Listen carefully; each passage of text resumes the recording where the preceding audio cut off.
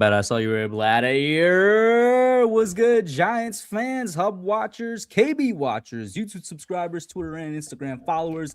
It's Cushion KB back at it again with another episode of the Young Guns podcast, episode 18. Nobody's in here just yet, but as you roll in, first and foremost, thank you for tuning in. Second most, is that a word? Make sure you hit that like button, hit that subscribe button. Most importantly, always the most important, share it out. Let people know we're out. We got some great support last week. Hopefully we could replicate it as we go into the off season and as we eventually get back to the Knicks. But the Knicks and me got a toxic relationship right now. I don't know what the hell is going on over there with the Knicks. But we got a lot of Giants stuff to talk about. We have a lot of football to talk about. So kind of in a replication of last week, this is going to be another all football episode. We only probably got just a few of those left because after the Super Bowl, like the Knicks are going to be involved again. Whether I want to talk about them fucking it up or not, they're going to be involved again. KB, how you feeling, man? I'm feeling good, man. I'm feeling good. The Giants are looking like they coming back, man. Look like they coming back. That press conference was absolutely amazing. There's a lot to speculate about too. There's quite a bit. There's quite a bit to talk about, and there's quite a bit to speculate about. I'm very interested to see. I'm very interested to see what's gonna happen. I want you to guess what the topics I got for tonight is. I'll take out one of them. Just guess three of them. One of them, obviously, like we talked about the playoffs last week. That's another one this week. But I want you to guess what the other three topics are, just based off of what you said. Because I agree with you. There was a lot of stuff to speculate and really give theories about. Before I show what the topics are. What? Go ahead, guess. Oh, you cut off a little bit. Guess what the topics are. Oh. What is it? What are we talking about? Yo, is this dude? Yo, guess what the topics are tonight, bro? Do I have to guess? The topics on the press conference? That's okay. What's the other two? Joe Schoen. Okay, and what's the last one? Wait. Why do you say okay like that? Because I'm gonna reveal them after you give all your guesses. This guy, John Harbaugh. All right, these guys are loser, bro. I don't know. What's John the topics? Harbaugh, he's gonna cut you from the team, bro. I hope you know that. You're not smart enough to continue being on this team, bro. He's gonna cut you. You don't love football enough to be on this team. All right, here we go. Harbaugh presser. New order, because I couldn't fit it all in there. That kind of ties into Joe Schoen. New World Order? What are you, part of the New Illuminati now? Bro, there's no world in there, bro. Come on, bro. You made up something. Very suspiciously took out the world, but there's New Order in there. Listen, it refers to Joe Schoen and somebody else. Coordinator rumors, because there's been a little bit. And the Harbaugh presser is obviously going to talk about, I think, what we both think. There was a lot of stuff to speculate on with the Harbaugh presser. Chat, how are y'all feeling? We got a couple people in here. Nobody's commenting yet. Maybe they just want to hear what we got to say. And I don't blame y'all. I really don't blame y'all. So first and foremost, before we actually roll the real intro, I want to say one thing. I did not notice. I saw this recently on Twitter. I was completely unaware. I want to give a big shout out and send well wishes and prayers over to. Right? Oh, I was going to say to OC Humaniora and his family. Oh, what happened to OC? Apparently OC's been in a coma for 5 days and he just woke up or something like that. I saw this on Twitter literally 5 minutes before we went live. And I was like, what the hell? I was like, what in the world? How come nobody's mentioned that? Let me double check that it was OC, bro, before I'm like. No, it was OC. You're right. It was OC. Yeah. Wow, he really skinny. He was. So that means he woke up. I hope his recovery goes extremely well. And I agree with you. I don't know how this wasn't on any type of news cycle. Even with the John Mara hiring, I would expect to see this on Giants media somewhere. He's a Giants legend, in my opinion, and we didn't see it. I want to give nothing but well wishes, prayers, and all good thoughts to OC Humaniora and his family. I really do feel like I should apologize to this guy because as a Giants fan, I feel like I should have known this was going on. No, but I didn't. I mean, nobody knew it was going on until the news came out that he's back now. Yeah. Nobody's saying that I don't see anything saying that he's actively in a coma. I think he just got out of it. He's out and now he's back he's working again. Extremely scary and extremely crazy, but OC, I wish you the best recovery, man. And I hope everything goes well. Daniel? I hope it's nothing too serious, man. Shout out to Daniel. because he's not like he's old. How the hell do you get into a coma? You know what I Yeah, mean? it's, I there don't was want a to speculate. major On health the fact, scare. I but didn't look. I haven't clicked on any articles yet, but there's a couple yeah, articles. It looks like somebody, New York Post, put one out. yep. With that being said, now we'll run the intro, KB. I had to say that because I was crazy. Like I literally, bro, I kid you not. Right before you popped in and we went live, I saw that. I was like, oh my god, what the Yeah, hell? you should I see just gotta what talk about it real you quick. should see the picture of John Harbaugh and John Mara. I thought it was Yeah, well, edited. but we saw a picture of Amara just like last week, was it? Remember? I think that was the first time we saw him since like the cancer treatment stuff, and he doesn't look much different from last week. But I know what you're talking about. He doesn't look like John Mara. No, So he looks much yeah, different now. You got to see that he picture. does. He does. Let's roll the intro.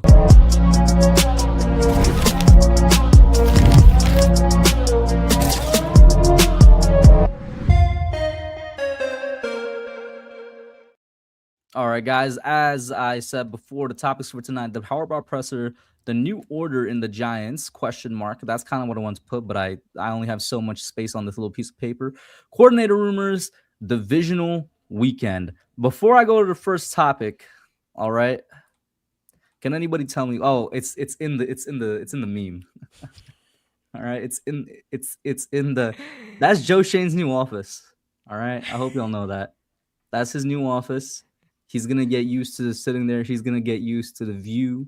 He's gonna get used to everything. All right. He's gonna be very intimate with that chair and that desk. Okay.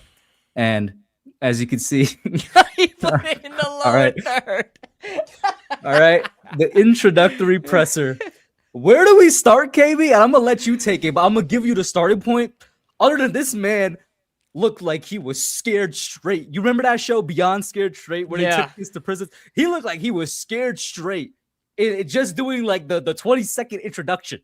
Bro, that was really like I was worried for him. I went live for the press conference and watching it live, you could see I watched it back. You could see my face of legitimate concern. I was like, is he okay? Concern and confusion because like you got your job at least for another year. What the hell is this? You know what I mean? When he started talking about what was he? There was one. It was like halfway through his speech where he just completely blanked out and was stuttering. I thought he was gonna drop. Like it looked like this guy was about to have an anxiety. Well, he was having an anxiety attack for sure. I think he was. I genuinely think he was in the middle of having something. Yes, but I thought he was going to drop and start hyperventilating and everything. Like, my goodness, I don't know. There's a lot of speculation to have there. And here's the thing. See, a lot of the chat was talking about, like we were joking about there, like the cuck chair, like he's going to be taking a back seat. It has to be more than that. Can it be possible that it's talking about for him to have that reaction? Yes, because this is old news. This is something they've talked about already. There has to be something else that Joe Schoen is worried about. I think there must have been a meeting prior to this press conference. Right before the press conference. Yeah. Right before the press conference. But here's the thing. I don't think that it's like, oh, like your days are numbered type of thing. Because I think he knew his days were numbered since he had that press conference on I understand the question. Like exactly. He handled that presser better than this one. Exactly. And he looked worried as hell during that one. The thing I'm confused about, KB, and I'm sure you are too, he knows he's safe for at least another year. Exactly. What the hell was with that? Thank you. That was my point where I was telling the chat that. The chat was saying, well, he knows his days are numbered because John Harbaugh's here. I'm like, guys, he has a whole year to change that around. There's no way during this introductory speech where nobody's even focused on him. He's not answering questions. Nobody's even cares. All people care about is in introducing John Harbaugh and get your ass to the side. There has to have been something that is making him overthink because he completely lost his train of thought multiple times. He was gripping that freaking, what's it called? That little table thing? Podium. He was gripping that.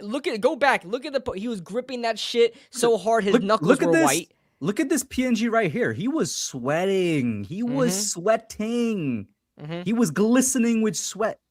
The only thing I could think of, KB, is if he got some news really recently, or like you said, if he was pulled into a meeting really recently.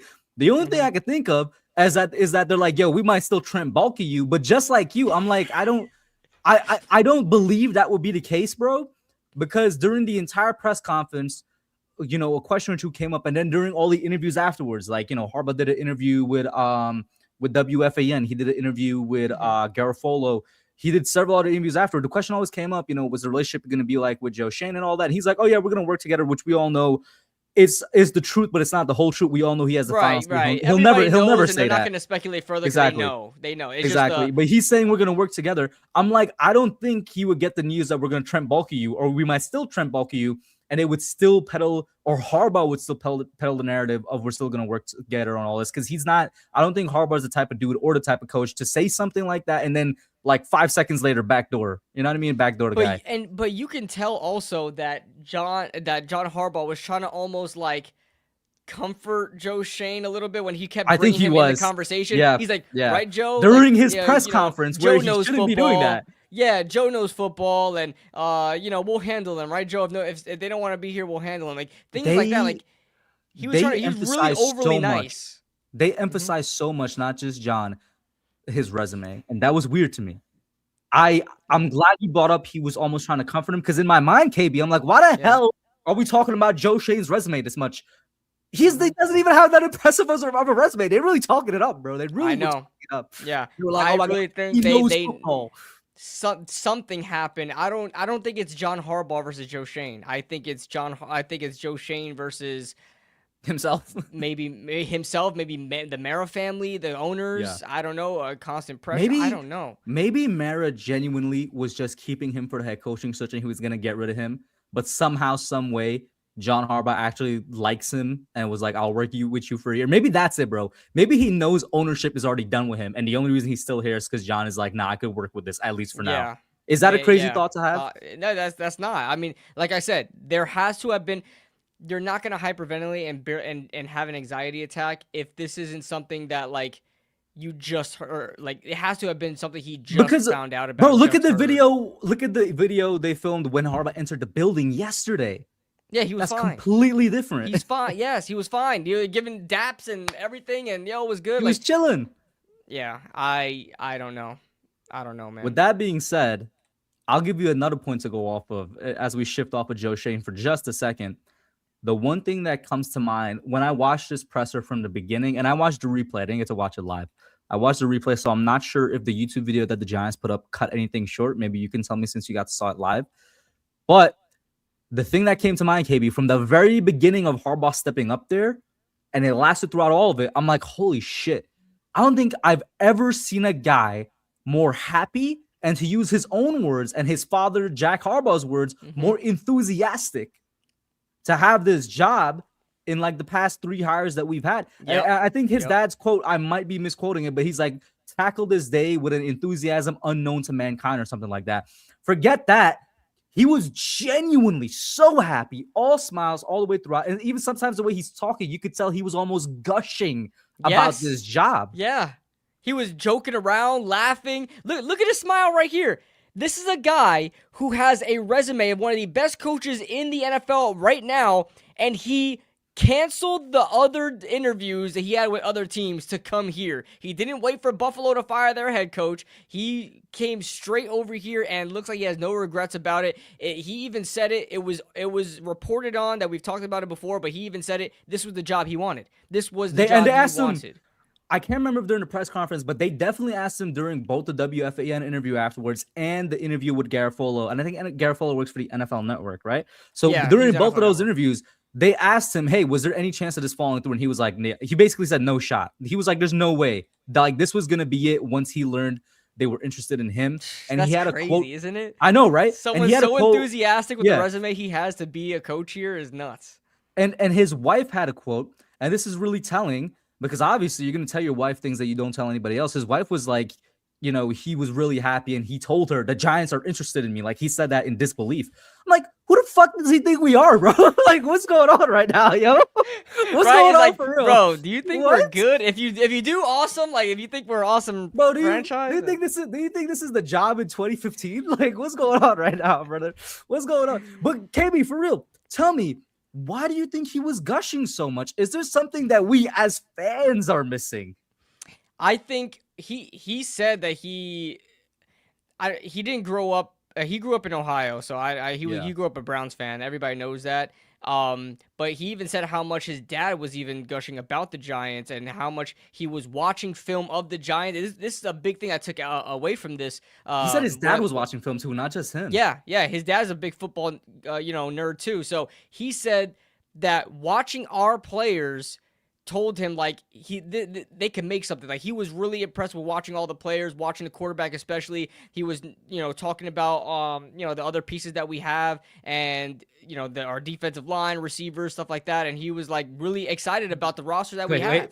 We're making a mistake. New York When he kept saying Giants. New York Football Giants, and I grew up. My dad told me they were the New York Football Giants. I'm like, yes, this is our coach, bro.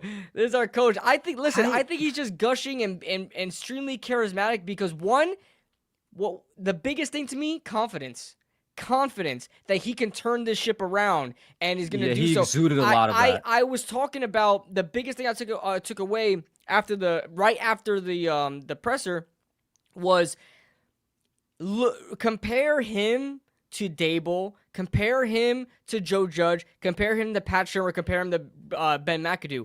Thank you for bringing that up. One thing that he separates himself from the rest about is look at the mannerisms. His chest is puffed out, chin high, talking, not off a script. He's looking down every once in a while to, off the notes he's trying to, talk about, but he's projecting his voice. There was nobody, not even Joe Judge. Joe Judge looked nervous. The thing is that he knew who he is. Exactly. Forget the confidence. I know who I am. Do you know who I am? I know who I am. That was it. Forget the question I asked in a joke. Oh my God, why is he gushing? Does he know who we are? Forget that. He knows who he is. Exactly. Hey, remember when we were talking about the coaching cycle? We were like, hey, one of the main reasons Harbaugh was at the top of our list is because he's a head coach with experience. We haven't hired a head coach with experience since Tom Coughlin. That's a decade. No, I'm sorry. He got fired a decade ago. That's 2 decades ago, basically, that we hired Tom Coughlin. But he is the best head coach resume with experience that we've had in a long time. He has a better resume than Coughlin had when Coughlin came over. Coughlin didn't have a Super Bowl. No disrespect to TC, because I'm going to show OD respect to TC in a second. And 18 seasons under his belt. He knows that. Exactly. Coughlin only had that. How many seasons did he have as a Jacksonville head coach? And the Jacksonville at that time only existed for about 10 years. So it exactly. And I don't think was he their first head coach? I don't know. Oh shit. I don't know actually. That's a good question. But either way, it doesn't amount to 18 seasons. Exactly. Either way, it doesn't amount to 18 seasons. He knows who he is.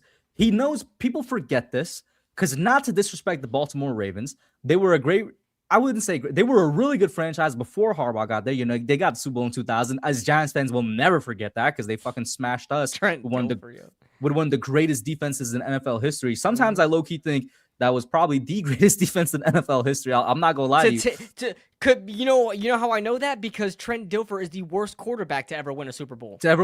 Exactly. Yeah. But also, you look at what they did. Like you want to go by stats, you want to go by dominance on the field. That's a whole other conversation. But the point that I said that is because they were a really good franchise before that. But Harbaugh, people forget because of how long they've been a great franchise, is part of the reason they became a great franchise. And that stood that way for so long. That team, exactly. Harbaugh got there in what was it 08 or 07? He got 08. It might have been 08.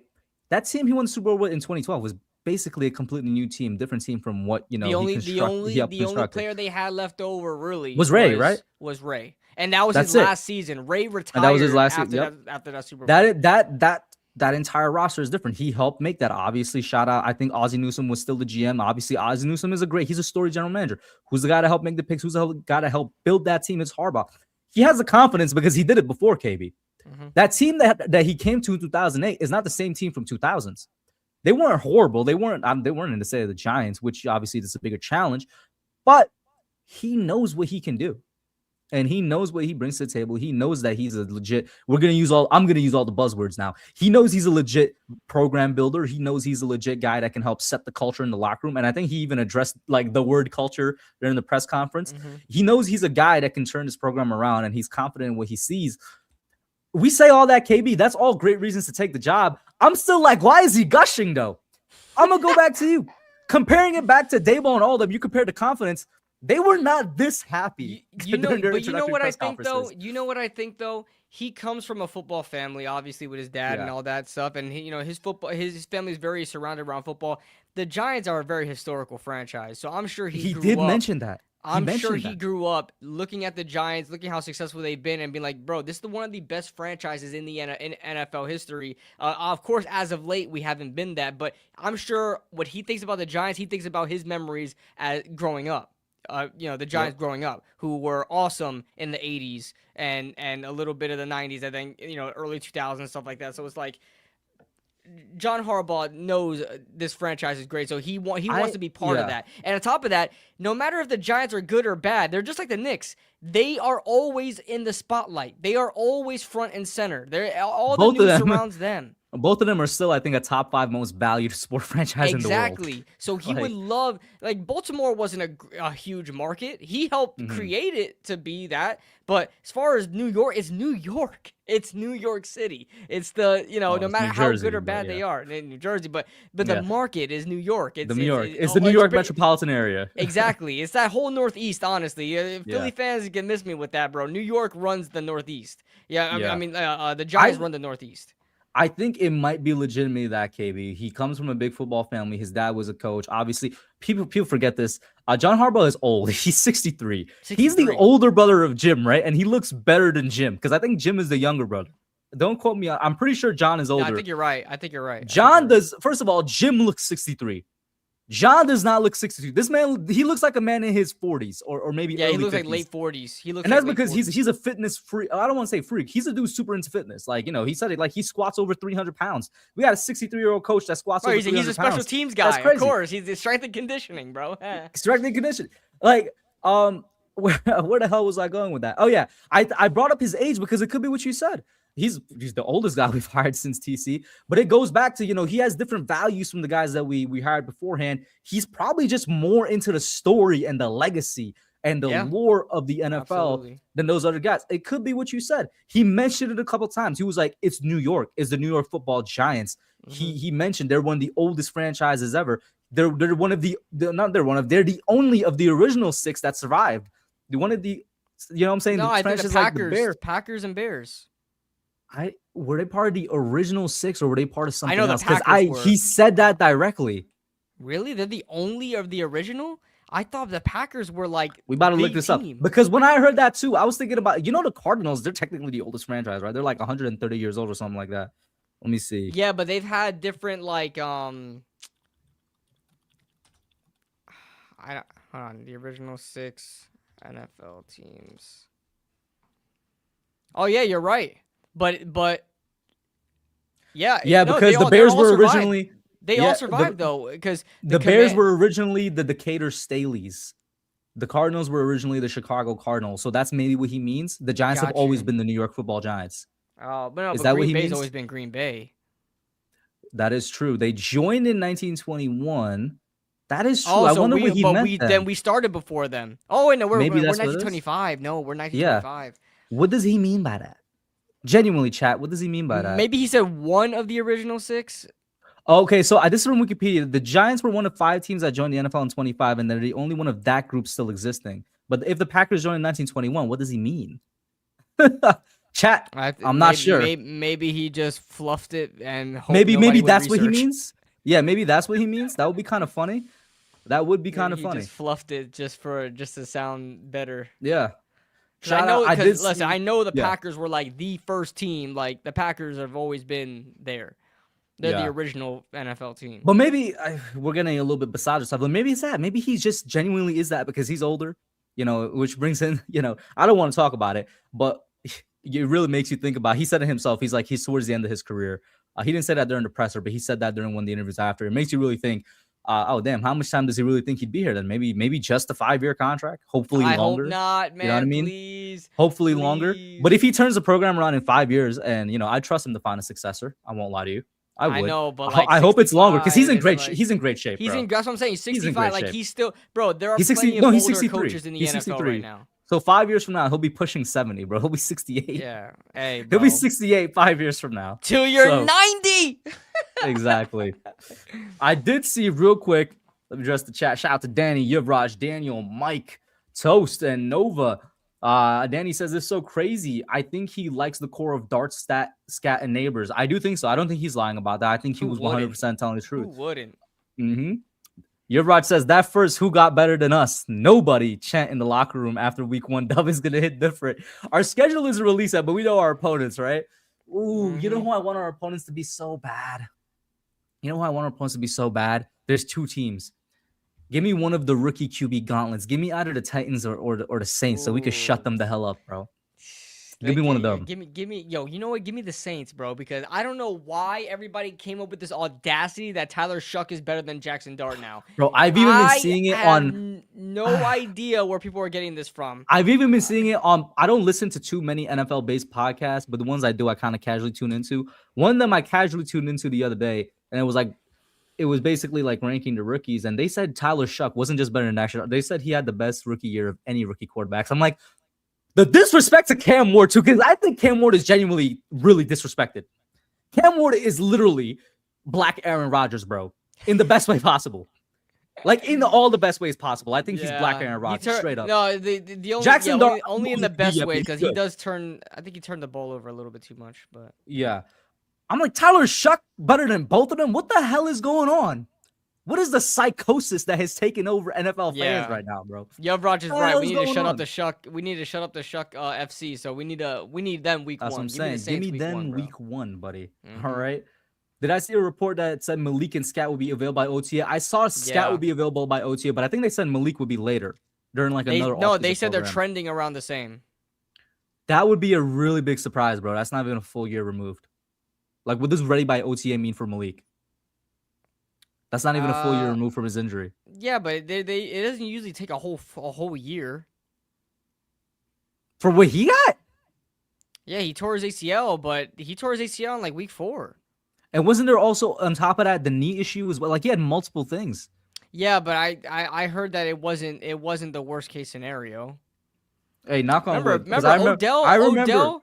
Odell tore his ACL in week 5 or something like that in 2017. He came back in 2018 just fine.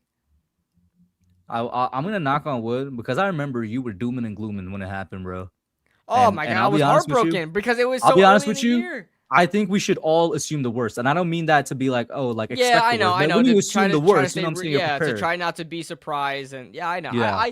I feel you with that, but they said he's trending not that he would be 100% by OTA, but trending to come back to the practice facilities and OTAs. Yeah, I think it'll be fine, barring any setbacks. And we know Victor Cruz had a lot of setbacks. Victor Cruz was different. He tore his meniscus.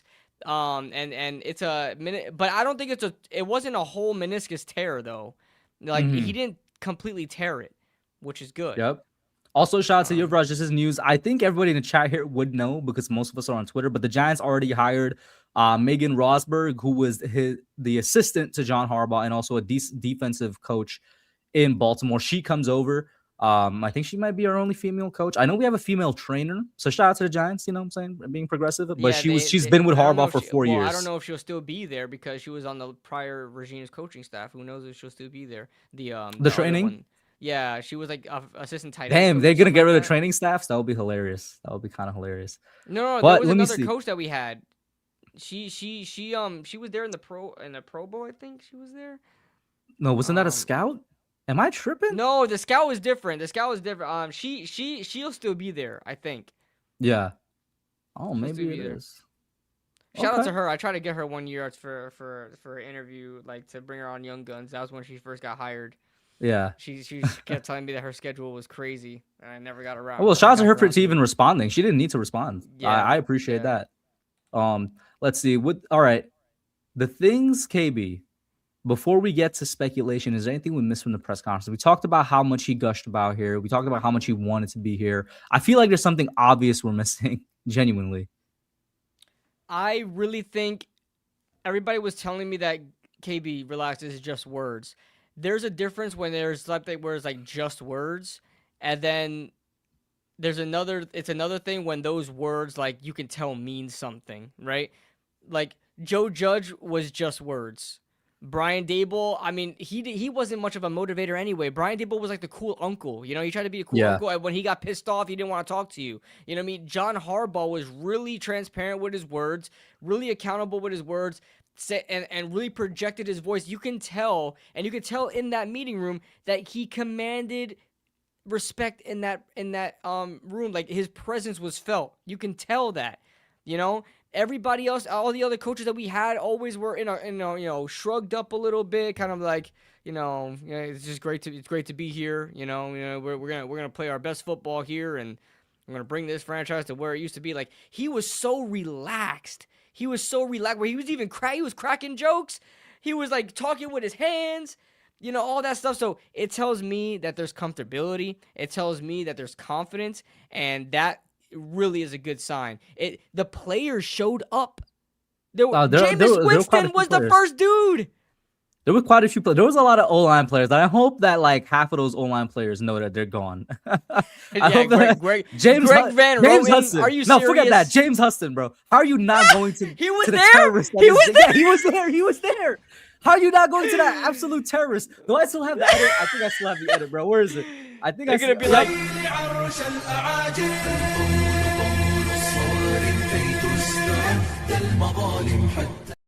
Bro, you still have that, bro. I hope he knows he's gone. Oh, you're gone. God. They might keep Van Roten because Van Roten's been super cheap and only on 1-year deals. I think they'll keep him as like a backup because why not? But like James Hudson, buddy, I don't know. You could drop on your knees and zip him down. He's not taking you back, bro. You're gone. You know who didn't show up because he knew he's gone? Evan Neal. Shout out Evan Neal for finally reading something correctly. Hold on. Oh yeah. What's up? Nobody told me Megan Rosberg was bad. I knew he was gonna say that, bro. Because when I looked at it, I was like, you know what I'm saying, Megan? Hold on. I'll be a stay-at-home husband. Got some competition there with the scout. Husband. I for real would be a stay-at-home husband, man. I'll have your meals prepared when you come home. Now you go to all the Giants games. The biggest question is she better than Hannah Burnett though? Hannah Burnett is our female scout. Yo, this guy's a gooner, bro. Like, he knows them by name, bro. You know them by name? I followed her on Instagram. That's where I talked to her from, and I never unfollowed her. I know who she is. She showed up on Hard Knocks. She was on Hard Knocks. Did I spell it correctly? How do you spell her last name? Yo, Braj said Yomaji. I knew KB was gonna say that. Oh yeah. I knew it as well as soon as he saw the photo. Who's battered? I think Hannah may still be battered though. I ain't gonna lie. I don't know. I might give it to Megan. Maybe it's the newness. You know what I'm saying? It's the newness of Megan. Nah, Hannah's bad, bro. I ain't gonna lie. Oh my God! I type in Hannah Burnett's. I type in Giants female scout, and my video pops up on Google. That's funny from all those years ago. That is hilarious. But yeah, shout out Hannah. Shout out Hannah if you're watching this somehow, some way. What do you mean? Girl. What do you mean by your video popped up, bro? What do you mean by that? You know what I'm saying? What's this guy talking about, bro? I had to download the Aura B, app, bro. man. We gotta come up with a name for this man, bro. Kid Goon RB27, bro. Come on, bro. Yeah, no. A lot of O-linemen pulled up. I hope half of them know they're gone. Going back to what you said with just words, it ties in perfectly with the players pulling up, K, because you know who pulled up, who really didn't need to, and who honestly basically moved Helen to pull up? Tyrone Tracy. Tyrone Tracy recently, got engaged or got married? One of the two. Oh, yeah. He was in Florida celebrating that time with her. She told him she understood. He flew back for the press conference, and he was in attendance. That goes back, KB, to what you're saying. It's not just words. I didn't know that. This dude is already buying in. He's already bought in. I think most of the roster is already bought in. Like, the fact that this guy was like, yo, I gotta go. I know that we're basically honeymooning right now. I gotta go. And she's like, hell yeah, go, bro. Like, I understand. That's crazy. That's crazy to me. And shout out to Tyrone Tracy because you did not need to know. You did not need to do that, bro. Does that make you, this is going to be a dumb question, and I fully acknowledge that. But does that make you say, damn, I wish Jackson Dart pulled up? Yeah, I thought they said something like along the line that Jackson Dart did pull up. Did he not pull up? What they did say is everything related to when him and Jackson Dart spoke and how he was like, I don't know if you saw this quote, but the ownership basically had to break up the meeting between him and Jackson Dart because it was going on for like an hour plus and they needed to get on with the talking. That's So he's in there. Like he's in there with Jackson Dart. Jackson Dart is in there with him. They're melding their football minds together. They're trading ideas back and forth. Oh, he's at Utah with the fam. I mean, listen, bro. Tyrone Tracy flew away from his girl. You know what I'm saying? Dart, listen. I admit it was a stupid question, but it is what it is. It is what it is. Chat, before I move to the next topic, y'all drop anything that you think we might have missed during the introductory press conference that's not related to the new structure of the Giants? Because that's literally the second topic, the new structure of the New York Football Giants. I'm going to give you all about 5 seconds, and then we're going to move on. In the meantime, real quick, I'm scrolling on Twitter. Mike McDaniel has withdrawn his name from the Browns head coach search. Oh, you didn't see what I put in chat? No. Oh, that's you? Yeah. Yo, I get confused because you were talking. So I was like, let me not interrupt you. You have a doppelganger. You know how you have a doppelganger. So yeah. I thought that was your doppelganger that said that. No, yeah, Mike McDaniel. So he really took the OC job for LA? Yeah. I guess I don't think it's a bad idea, bro. No, it's a great idea. Head coaches. Somebody tweeted this out, and I completely agree with them. You get second chances. You very rarely, almost never get a third chance. So don't immediately jump back into a head coach. Do not jump the gun and take Cleveland to try to get redeemed when, Cleveland is like a death zone, bro. Yo, the Titans got Robert Saleh. I don't mind it, but what's hilarious? It's a terrible hire. He's the most. He's the most masculine fraud I've ever seen in my life. He was an absolute bitch boy with New York, bro. He acted like he was this big tough. Oh, we're all about business. Go watch Hard Knocks. He was a baby back bitch for Aaron Rodgers. He was simping for him. You could have swore he got on his knees for Aaron Rodgers, bro. Yeah, you got a lot of thoughts on Robert Saleh. I was gonna say I don't think it's a bad hire because their defense, could use the help, but I was also going to follow it up with I think his hire completely depends on who he hires as the OC because they didn't go for an offensive guy to develop Cam Ward. So I'm like, I think his hire literally depends on who he gets as offensive coordinator. And the pull for that should have been Brian Daboll, bro. It should have been Brian Daboll. Well, Daboll might go to the Bills. Did you see that report? They interviewed him for a head coaching spot. I think Brian Daboll would like to, but I don't know if the Bills would want to bring him in. What happened to him going to Penn State? Wasn't that the rumor for a while? No, but he was going to take Penn State's head coaching job? It was the rumor because he was caught with a Penn State sweater on, his first photos. But I apparently one of his kids goes there or something like that. So okay. Shout out Tony from the Bronx. What's up, fellas? Love your work. Definitely love to come on stream with you guys one day. I am going to bring back the call-in streams at some point, guys. I promise. I just don't know when. As now a true adult, time is really a rare commodity. Time is the best currency I got right now. Yep. As soon as I could figure out a date, it took me a while to figure back out when I'm going to get back on YouTube, and I'm doing that consistently again, at least with the streams. Trust, it's going to come back, and I'm going to hold the call-in shows, and you guys can pop on whenever you want. Yeah, Roger, that was the first thing we talked about. Why was Shane so nervous? The prevailing theory right now, shout out to KB, I agree with him. Something happened right before the press conference. Either, they pulled him into a meeting or he got some news or something, because when you look at the videos of Harbaugh walking into the facility yesterday, he was completely fine. So I'm not sure what the hell the meeting was about. All right, chat, let's go to the second topic, which is the new order, restructured order. The first one I want to talk about, KB, is this guy on the left. Do we? Right? Is he based now? Hold up. First off, I will confidently say, based off of what we've saw and heard the past week, and based off of that alone, plus, stories that have come out about things that may have happened 10 years ago, with the health of John Mara in decline, he is the next guy up. I believe that is the case. Mm-hmm. Now, as for me saying, do we owe Chris Mara an apology? Because apparently he basically executed all of this. Apparently he orchestrated, and I knew John Mara was gonna have his family or whoever is next in line to delegate all this, because I knew John Mara wasn't gonna be having to deal with all this. And I don't know if you guys haven't seen, because there's more people in the chat here, if you guys haven't seen John Mara, what he looks like now, man, he does not look like the same dude at all. So it's really worrisome to see. Treatment is tough.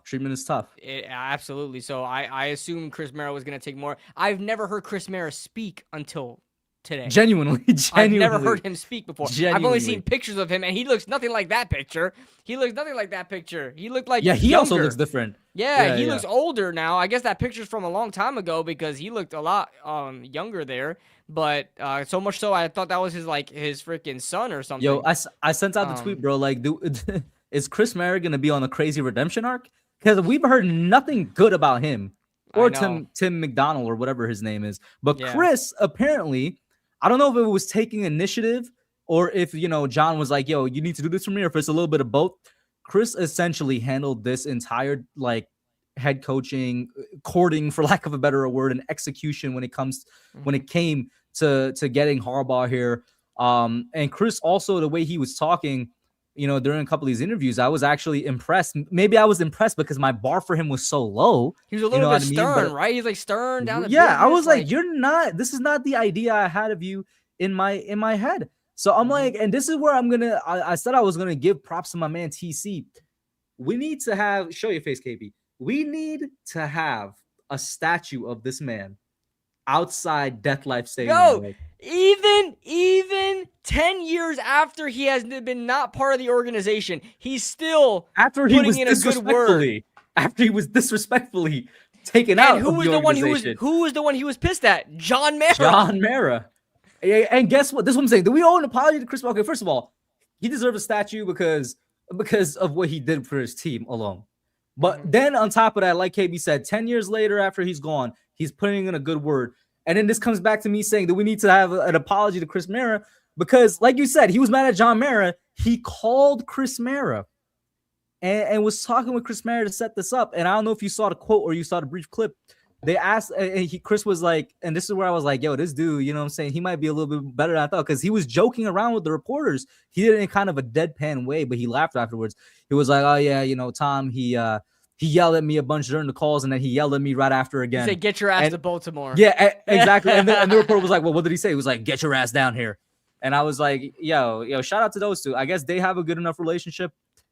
Chris Mara, man, shout out to him. Restructured order part 1. He might be the new guy for the Giants in terms of ownership because the Maras, they're the majority owner, right? Is that what it is? They're the majority owner. They are the Giants. Majority owner, like and heavily the Tishes majority. And I don't even think I don't think Tish even has close to 50%, if I'm not mistaken. Which makes sense to me because if you look at John Mara's net worth, it's like 500 million. You look at Steve Tish's, it's crazy. It's like I think 10 or 20 billion. And then if you look at the very new ones, Julia Koch, they're 80 billion net worth. Yeah, 80 billion. It's insane, but they don't have as much control despite having like exponentially, times money as John Mara because John Mara is the majority owner. It's his family that owns this thing. I did not know this. What's up? Mara and Tish were 50-50 until 2025 when they sold that 10%. And now they're 45, 45, and 10. So Tish is as equal. Tish just doesn't give a fuck then. He's sitting back. I don't give a fuck. Make my money. Yeah. This is an investment. This is an investment to him. I remember he was pissed. He was pissed. A couple years ago. Yeah, a couple years ago. What was it? Was it Joe? It wasn't when I think it was Joe. I think it was Joe Judge. I think it was around the Joe Judge time. Okay. Yeah. That must have been right after the freaking right after the game that we went to.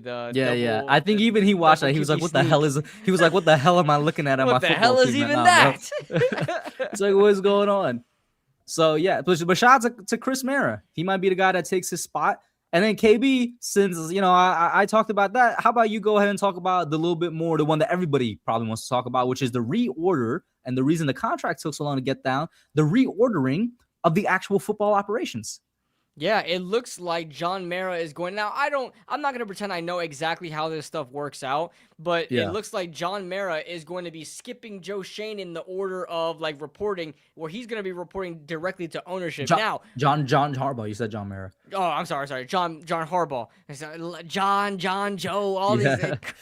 Crazy. But it seems like now John Harbaugh is going to be reporting directly to ownership. Now, whether or not that's going to be John Mara, I don't know because of his health. It may be Chris Mara he's going to be going up to, or the Tishes or whatever.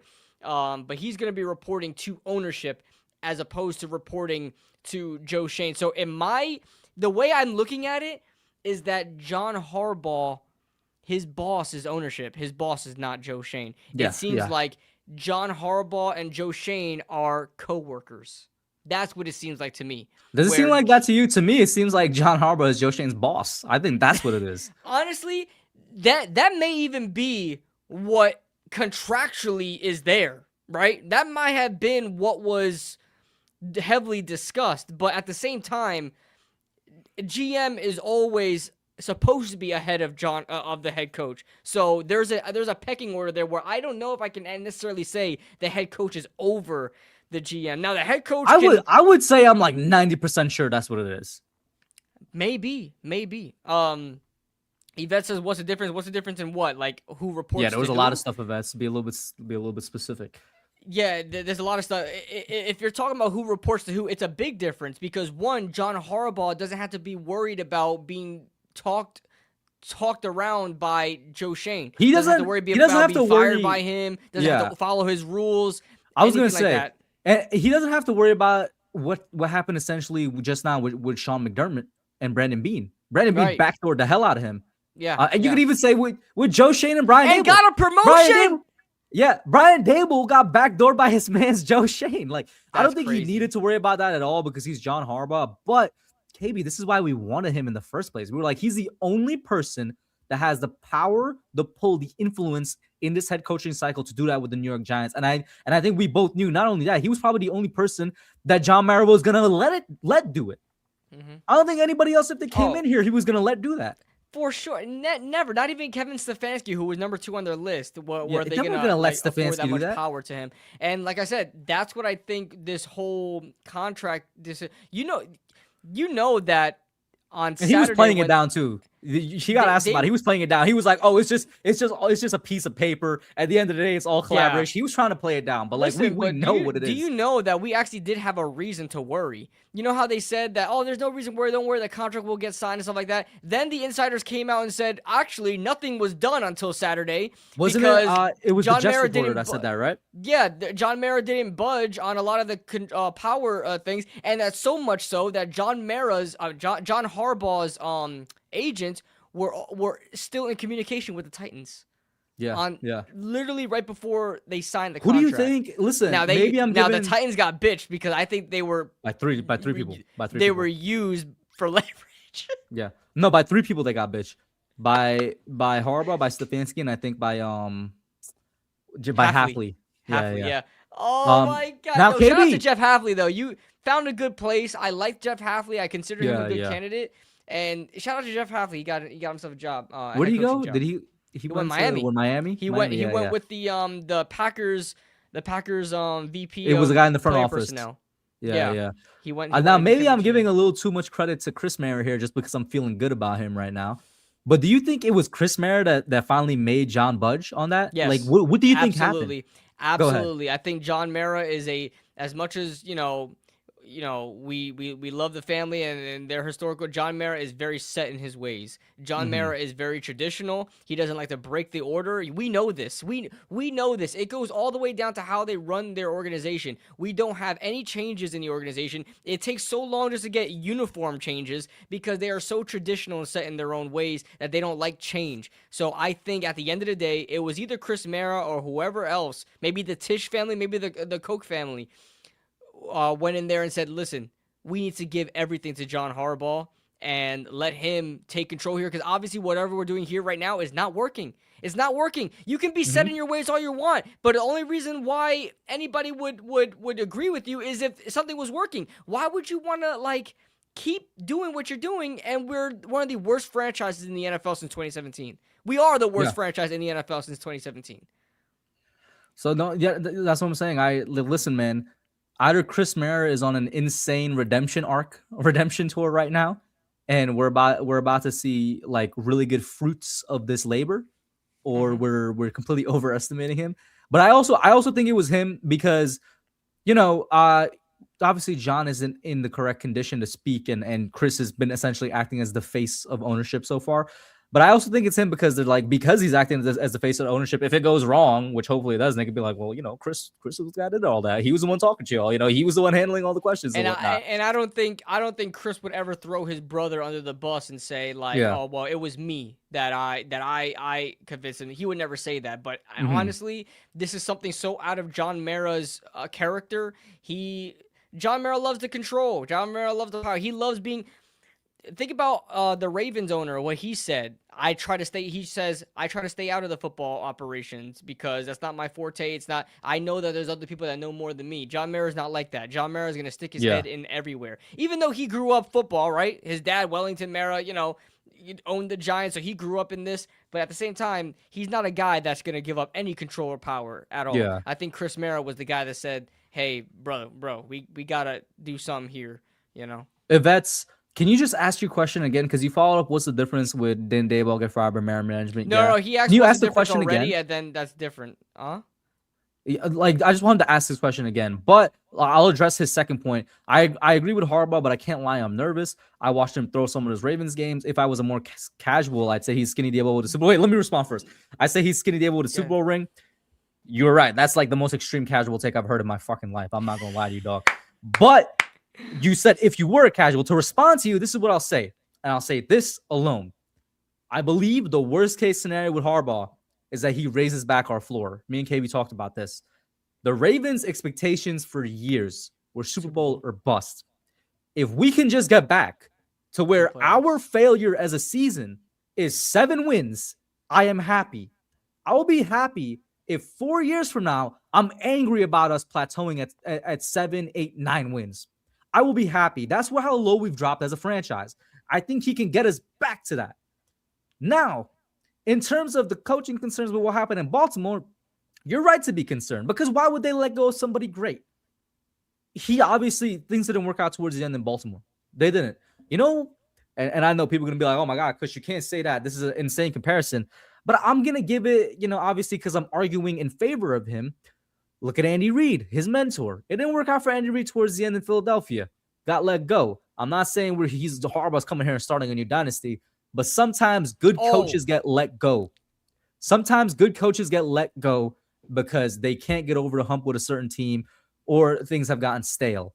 I think at the very least he can raise our floor again, and I'd be happy with that considering what our floor has been for the past, forget the past 10 years. The past 2 years alone, we've been stuck at around 3 wins. Mm-hmm. Go ahead, KB, your response and everything. You saw that kind of little bit of a tangent that he went on when talking about Andy Reid and said, you know what? Let's make a deal right now. Let's replicate what Andy Reid did in Kansas City. I said, let's go. Let's get some Super Bowls in this bitch. And he's excited, man. And to Yvette's point, because a lot of people have brought this up, a lot of pessimist Giants fans brought this up, a lot of Ravens fans even brought this up because they're obviously jaded with John Harbaugh. Not as many as you think, by the way, Ravens fans. I think it's just on Twitter because Ravens fans on YouTube and comments were congratulating him and saying, not going to lie. I'm sure guys like Engraven Vids has like a lot of like. I was talking about the YouTube comment sections too. Oh, YouTube comment sections. Okay. Yeah. I know Ravens fans are like, they are not on Twitter, rather. They are not happy for us at all. And I think they're just scared because if John Harbaugh went to the Tennessee Titans, they wouldn't care. John Harbaugh is going to the Giants, and they're scared that he's going to work out over there. Yeah. But to Yvette's point, I'll kind of address this now. A lot of pessimists out there saying that he blown so many leads. Guys, he's not blowing those leads. He has those guys in position to win. None of it was all situational. None of it was situational where he didn't have control of the clock. He should have went for it instead of kicking a field goal. None of it was his fault. One, Tyler Loop, who we need to make a statue of and hang his banner up because he's the reason why he's here. Tyler Loop missed an easy field goal for a win that would have put them in the playoffs. And then a couple years prior, Mark Andrews, or maybe it was last year, I don't remember. Mark Andrews dropped an easy ball for a win, right, in a playoff game. And then you have early on in Lamar Jackson's career, he was terrible in the playoffs. Early on in Lamar Jackson's career, he was terrible in the playoffs. He just completely choked. That's not John Harbaugh's fault, okay? There are a lot of situations, and I'm not going to be the guy to be like, nothing is John Harbaugh's fault, because I'm sure he takes some blame in that too. But it's a team effort, right? And those players out there, it's not like it was anything situational. It was legitimately, the play could have been made, but a dropped ball, an interception here, a missed kick there would have had them in the playoffs and moving on to championship rounds. You know, I feel like AFC Championship game and Week 16 are great examples. I'm telling you. Well, if you can show me direct examples of what it was that wasn't a player's fault and it was coaching's fault, then we can talk. But I don't know what you want John Harbaugh to do when Mark Andrews can't catch an easy ball in the end zone. In addition to all of that, that's I feel like now you're just trying to prove a point, even though because you already said you agree with the hire, but you're concerned, and you are perfectly valid and correct to be concerned. Hopefully, this last thing I'll say will ease your concern. Is that he acknowledged it. Once again, because I watched them back to back, both the interviews after the press conference and the press conference. During one of them, he got asked about it, and he was like, "Yeah, he does regret some of the decisions he made in Baltimore, especially during that last game." He was like, "Yeah, you look back on it." He essentially said hindsight is 2020, but he's like, "You look back on it, and of course, you wish that you did things differently when it came to a lot of those blown leads." He acknowledges it. That's all I can ask of him. It's already happened. He acknowledges it. And then I'm going to stand. I will die on the hill that if he raises our floor, I'm happy with that. If he raises our floor, that will be a successful hire. You know what I'm saying? What genuine question? How do you feel about Harbaugh's tenure post Super Bowl and before Lamar? Well, that's only 5 seasons, and in those 5 seasons, I think he had one where it was really bad. I think it was just one losing season in those 5 seasons, and there was one where they went 5-11 or something like that. But I don't think he was there. They had something. They had an interim coach or something like that. He had health? No, I think that 5-11 season. Chat, correct me if I'm wrong. It wasn't that the season that Flacco was injured, so he didn't have a quarterback. Oh, but either way, they were always competitive, and that was also. Shout out to Joe Flacco. Shout out to Joe Flacco. He was never an elite quarterback. Right. I'm saying post Super Bowl, like he was just Joe Flacco. Like he was just, an average quarterback at best. He was working with what he was working. They were still in the playoffs. I think post Super Bowl, pre-Lamar, they were still good. They had, I think, just one bad season, and it was that 5-11 season. And then when Lamar came, he also said this was during an interview. I remember this. This was during the Garofolo interview. He's like, why do people always talk about, basically, that essential question and people speculating if him and Lamar have a bad relationship? He was like, they have a great relationship. They tell each other, they literally verbally tell each other that they love each other whenever they can. Why does nobody talk about, he said, the fact that he and Lamar revolutionized offensive football? People forget Harbaugh took the chance on Lamar, and people forget what big a decision it was when he chose him over Flacco in 2018 after Flacco came back from injury. He has a part in Lamar Jackson. And everybody acknowledges that knows about it, but it's not talked about. You know what I'm saying? It's not talked about. Like when you say before Lamar, I get the question, but here's the reason after Lamar exists. But do you know why a lot of people BL and AL? Do you know why a lot of people are turned off by John Harbaugh? Is literally just because he's a special teams coordinator background.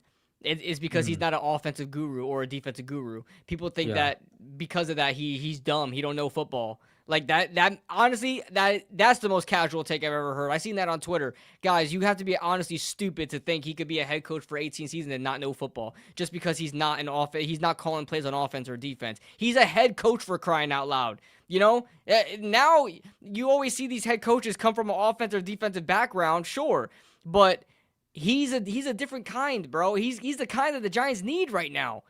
We're not looking for a freaking Rex Ryan type of head coach. We're not looking for some sort of offensive guru, Andy Reid type head coach. We need somebody that's gonna band the squad together, man, and then delegate. And he's always been great about getting coordinators in here as well. Always been good about making the players play best to their strengths by getting the best coaches in there, man. So, and listen, I don't think Yvette's is hating. Shout out Yvette. I don't think he's hating. I don't think he's like, he literally said that he agrees with the hiring. He has concerns. I think he wants to be convinced. I think he wants to be. He's asking these questions because he wants to be convinced. And even if you're not convinced, Yvette, like I said, these are valid concerns. You should have them. You're perfectly welcome to have them. Yeah, that's fine. Just listen, and we could be wrong. Let's just go out and see what happens, man.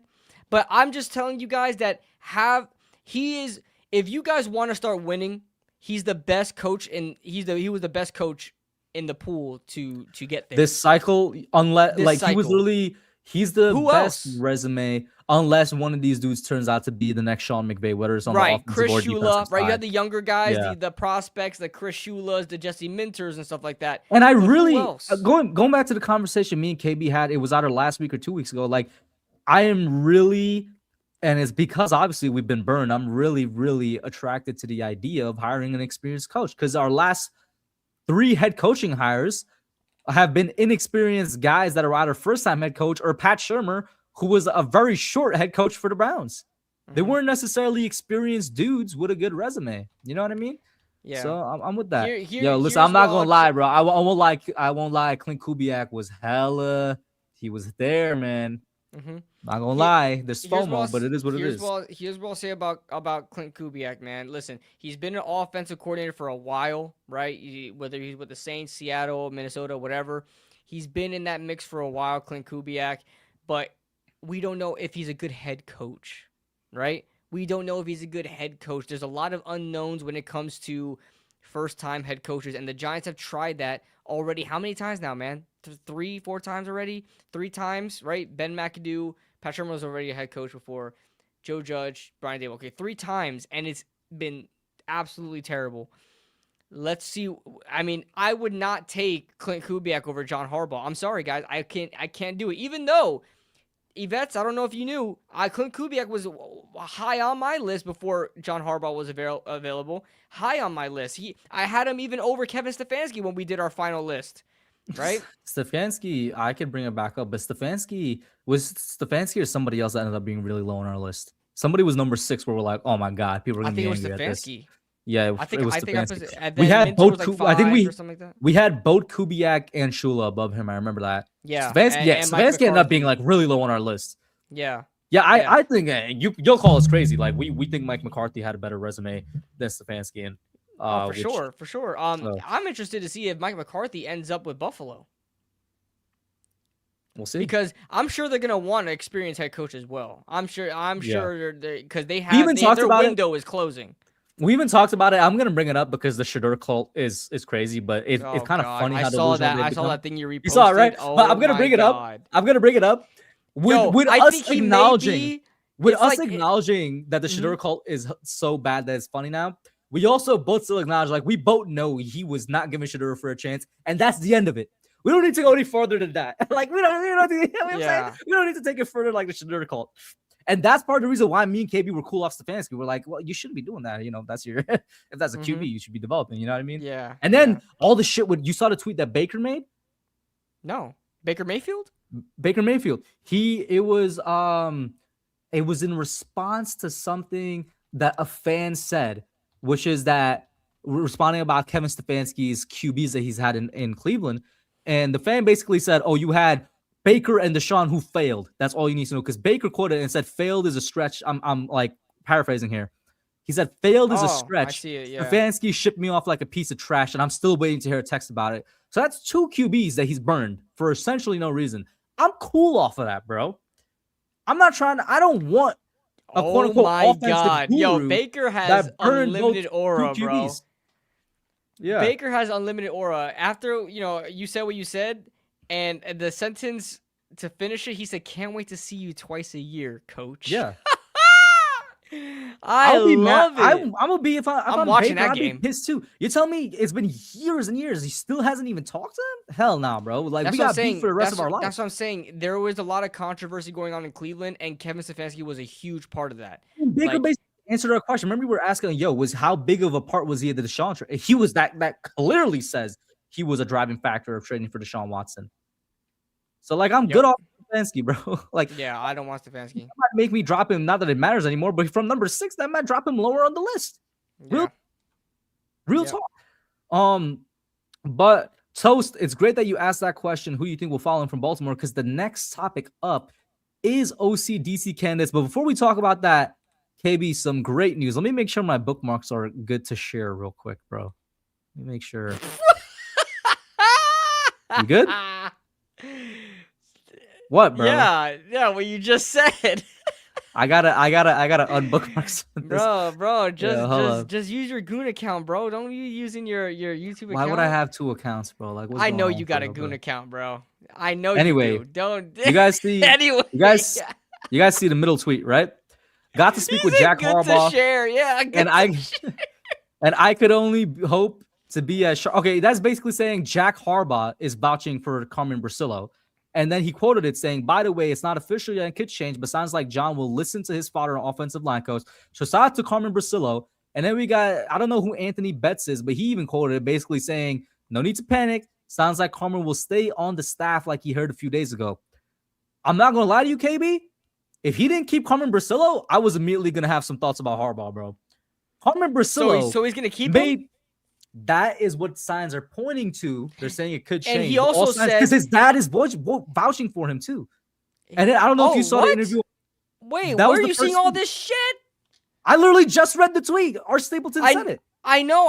Oh, R. Stapleton. Oh.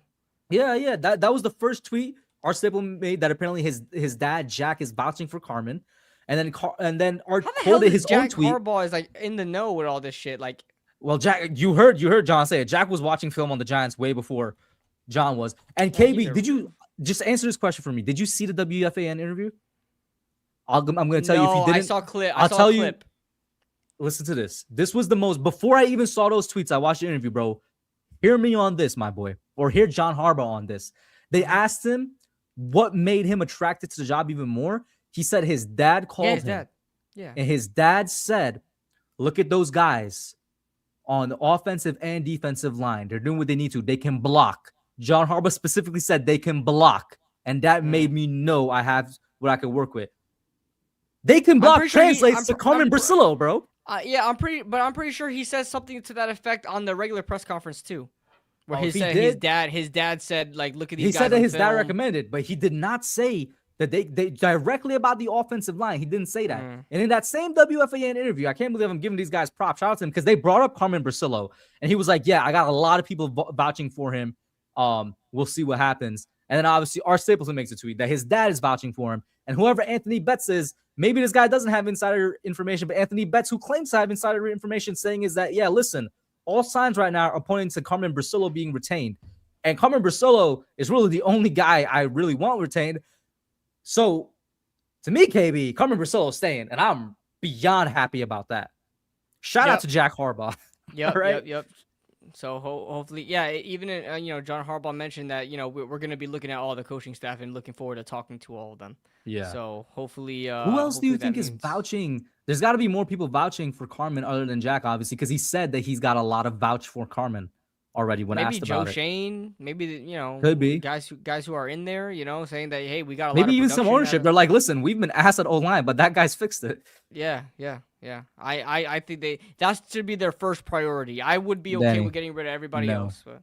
No, the only thing he can convert to is kick returner. Wait, That's what? It. The only thing he can convert to, my boy Danny. I'm not going to try kick returner. That's it. He could be a Pro Bowl kick returner. All right, you know what I'm saying? That's what he can be. KB, let's get to it because this might be one of your favorite topics. I don't have any guys here except for Tom Monken that we talked about before. The other three guys who are all defensive coordinator candidates we haven't talked about before. Jim Leonard, Anthony Weaver, and Zach Orr. Oh my God, please don't hire Zach Orr. But these are names that are being talked about for defensive coordinator. It's a terrible list, to be honest. There's one guy. There's a couple guys. Well, Jim Leonard isn't that bad. Yeah, that's what I'm saying. That's the guy. That's the guy I want to talk about the most. You don't like Anthony Weaver that much? People do like him. They say, okay, so this is why people like him, because I don't know much about him. This is why people like him. They're like, he had essentially no talent to work with on Miami, but they were the fourth best defense in yards this year or something like that. So he's doing something. They weren't even close to any of that stuff. I have all these statistics right here because I did a video on it already. Yards per game, they were fourth best. Am I tripping? Let me see. Oh, I don't look at yards per game. I just look at your total defense, 22nd in the league. Against the pass, 18th. Against the run, 26th. And scoring, 24th. I mean, it is what it is. It's low. Like, listen, it's nowhere. It's a little better than what the Giants had, sure. But it's like that's not enough for me. Make me say I want to bring him along. I don't care that. My question is, you like Denard Wilson a lot. Is it not the same conversation as literally look at his roster? I looked at his statistics as well, and I'm not enthused by it either. That's why I'm like, I'd rather with the pool that we have here of experienced defensive coordinators, I'd rather take my chance on the hot shot. Like I'd rather take my chance on the young, the uprising talent of Jim Leonard. I collabed with a Dallas content creator about 2 days ago. And he brought me in because they were talking about Charlie Bullen. And by the way, Charlie Bullen is also part of the DC conversation as well. And I'm not opposed to it. I'm not. Because Charlie Bullen is an interesting conversation. He was a lot more aggressive with our defense. He was so much better than Shane Bowen, but also with Shane Bowen, the bar was in hell. You know what I mean? Yeah. The bar was like probably even below hell with Shane Bowen. Think about it. When Charlie Bullen took over, we had Abdul Carter actually started doing really good. Abdul Carter had 4 sacks. Bobby Okereke had 2 interceptions. Javon Holland had, I'm going to say 2 interceptions because that interception, I think our defense as a whole improved. Yes, that's what I'm saying. The entire defense played better. So I'm not opposed to Charlie Bullen. So we'll see what happens there. But the rest of the guys, Denard Wilson, we talked about you were going to say something about the Cowboys content creator? Yes, the content creator. He brought me in to talk about Charlie Bullen because he is one of the, top candidates for the Cowboys defensive coordinator right now, which worries me because I don't want a guy from the Giants going to Dallas and being good. But we also talked about, we went back and forth about Jim Leonard, and we're not the only franchise that really wants him. Okay? So... Oh, yeah, the Cowboys wanted him before we even heard these rumors. Yes, but now all these insiders keep putting up that badger when talking about the Giants, like Ricky and Anthony Betts and stuff like that, keep talking about... Jim Leonard possibly coming here. And Jim Leonard's resume, although it's not super expansive, it's pretty short. It is really impressive because even though it's short, but he comes from a player background. He was a player. He worked with John Harbaugh. He played for John Harbaugh. Then he's part of the second best defense in the entire NFL and works under Sean Payton, who is a hard ass, right? And is one of Sean Payton's proteges enough to be. Bro. He's a dickhead, but Jim Leonard is the assistant head coach, so that tells you something. You know what I'm saying? So that tells you he's not even what is he? He's a position coach, is he? Is he not? He's not even a coordinator. He's a position coach, and he's. I think he's the assistant head coach and the defensive pass game coordinator. I think that's what he is. Yeah. He might be also secondary coach. I thought it was secondary. I'll pull it up right now just to confirm. Just pull it up right now. Yeah.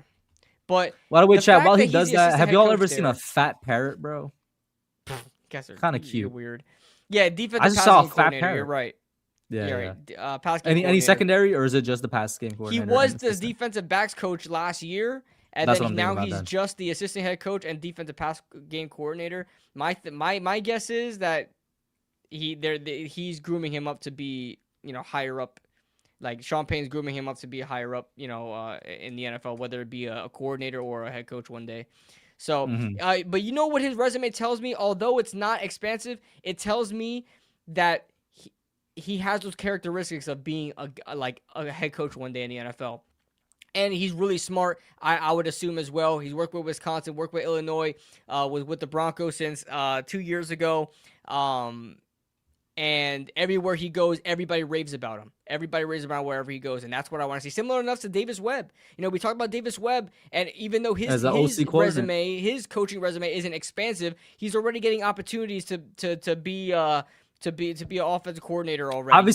Obviously, I've heard way more about Webb, but that's just the fact that I'm a Giants fan and he's he's a Giants quarterback. But Jim Leonard is almost the same thing. He retired early as a player, even though he's 41, so he's a lot older than Davis Webb is. But he retired early as a player and went into coaching quickly, and boom, is already getting up there. He's an assistant head coach already, so it seems like he's working. It seems like he has the leadership to do it. So, I like Jim Leonard. And think about being a protege of Vance Joseph and one of the best defenses in the NFL with all that talent there. You're gonna learn a lot.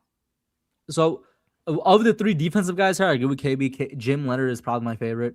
I'm a little bit higher on Anthony Weaver than he is, but I think we'd still agree of the 3 guys here, he's number 2, and then Zach Orr is the last guy because Zach Orr has just done a really bad job in Baltimore. I think the only reason he's brought up is because he's the last defensive coordinator under John Harbaugh. He's the most recent guy. The connection of the guys we already talked about at DC. We already touched on Denard Wilson again. There's one other guy, another former Ravens guy, obviously, whose name I'm forgetting. That after Jim Leonard's name came up, this guy was being talked about a lot, and I'm blanking on who he is. I can pull up all the DCs right now.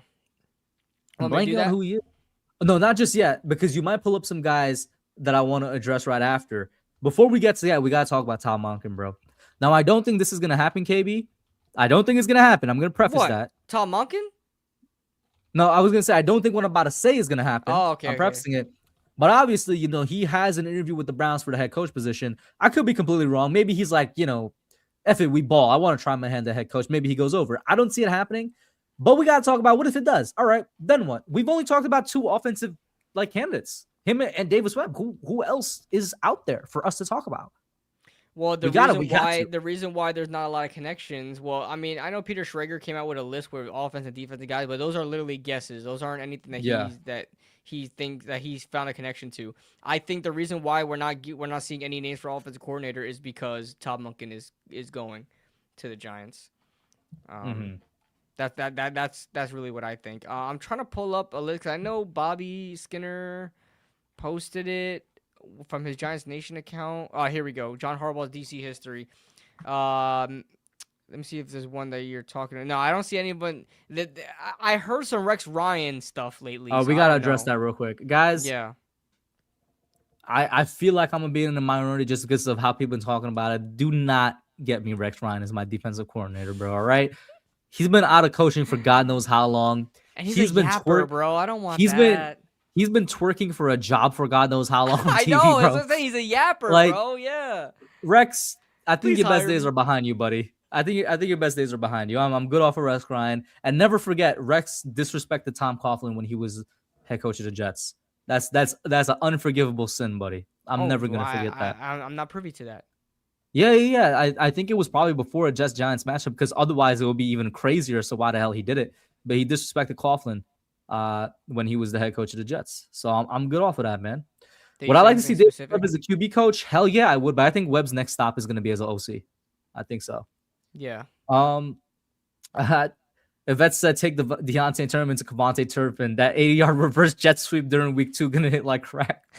I don't think Banks has the athleticism to turn into Cavante Turpin, bro. I'm gonna be real with you. Yeah. Deontay Stanks he falls for any skiddly do double move. He doesn't know the first thing about route running, bro. Oh my god. Skiddly do receiver. Hashtag chills. Holy shit. Shout out to you, Brudge.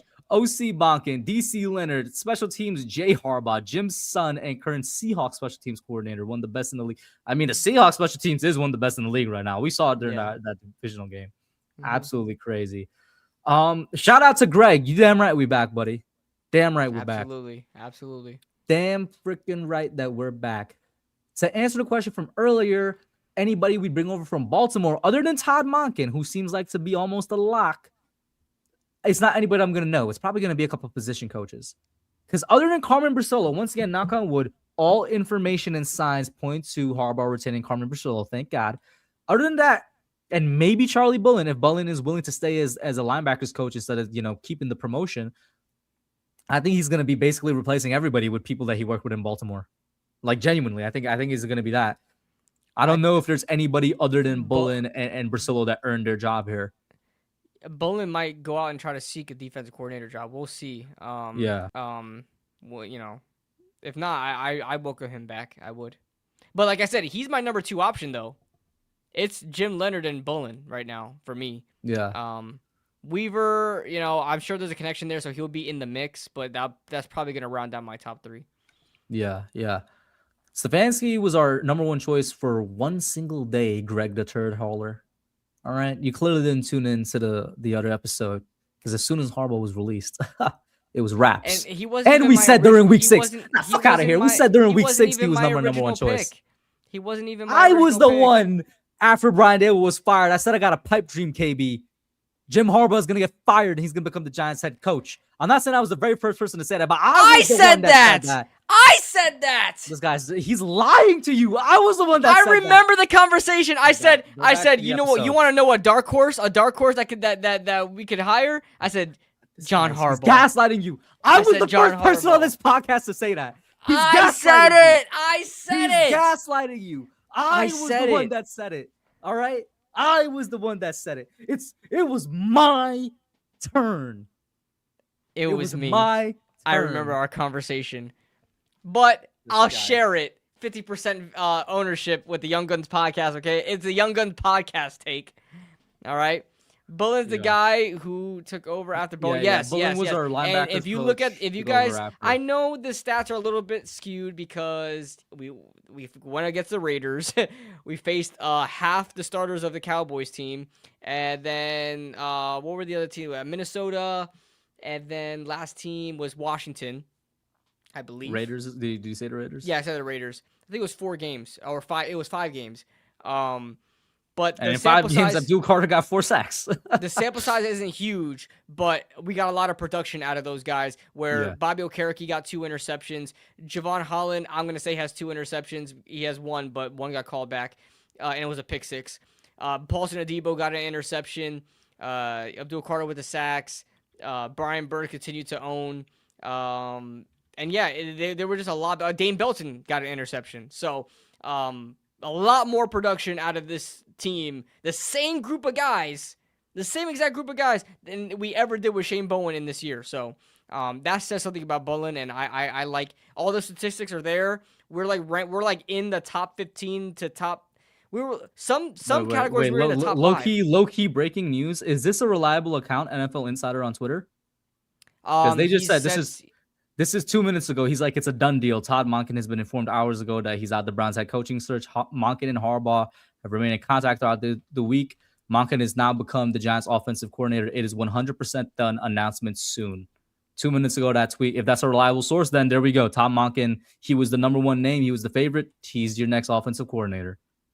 Yep. He says some people I've seen people quote him as a source, so I don't know. Well, not like, they reposted him as an insider. So yeah, I'll believe it. I think Todd Monken was a done deal. He posted. Go ahead. This was January. This was 2 days ago, but they said he also said that Chris Shula was going to be the Pittsburgh Steelers head coach. So let's see. That comes true. All right, we talked about Rex Ryan. Then we gotta talk about another crazy idea. Would you welcome another crazy idea to talk about for DC? Go ahead. Sean McDermott.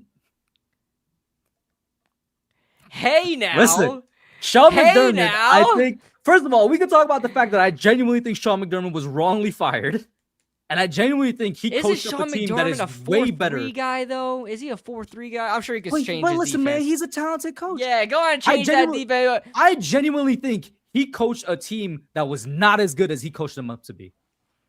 On offensive, on the defensive side, but I was gonna say on the offensive side as well because he's the head coach. But like, he's a defensive guy. Go ahead, KB. We talking about Rex Ryan and crazy ideas. Why can't we talk about Sean McDermott, bro?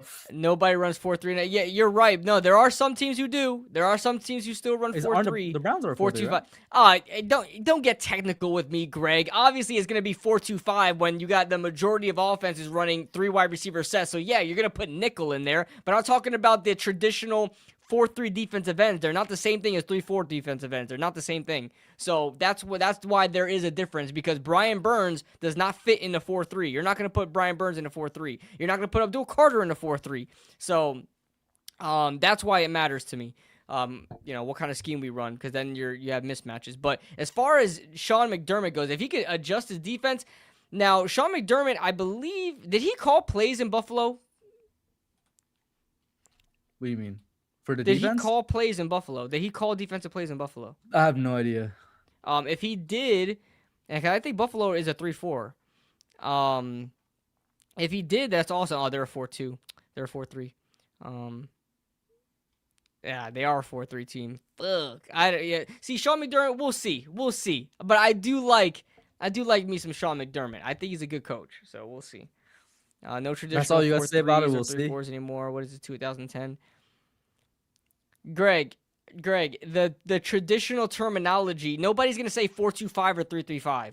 Everybody understands it as 4-3 or 3-4 because they still run base packages in first downs and stuff like that. Like, you're still going to see base packages out there. The Giants ran a lot of base package where you saw Micah McFadden, Bobby Okereke, and 2 edge defenders out there. You're going to see a lot of that. A lot of 3-4 base packages.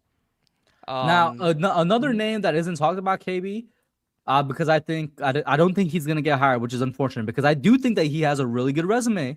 I think he does, and the Giants already interviewed him for the position. Is Daronte Jones, the current defensive backs coach for the Vikings? We got to talk about him. Yeah, we should talk about him a little bit because, like I said, I don't think he's going to get hired because he doesn't have that quote-unquote Harbaugh connection.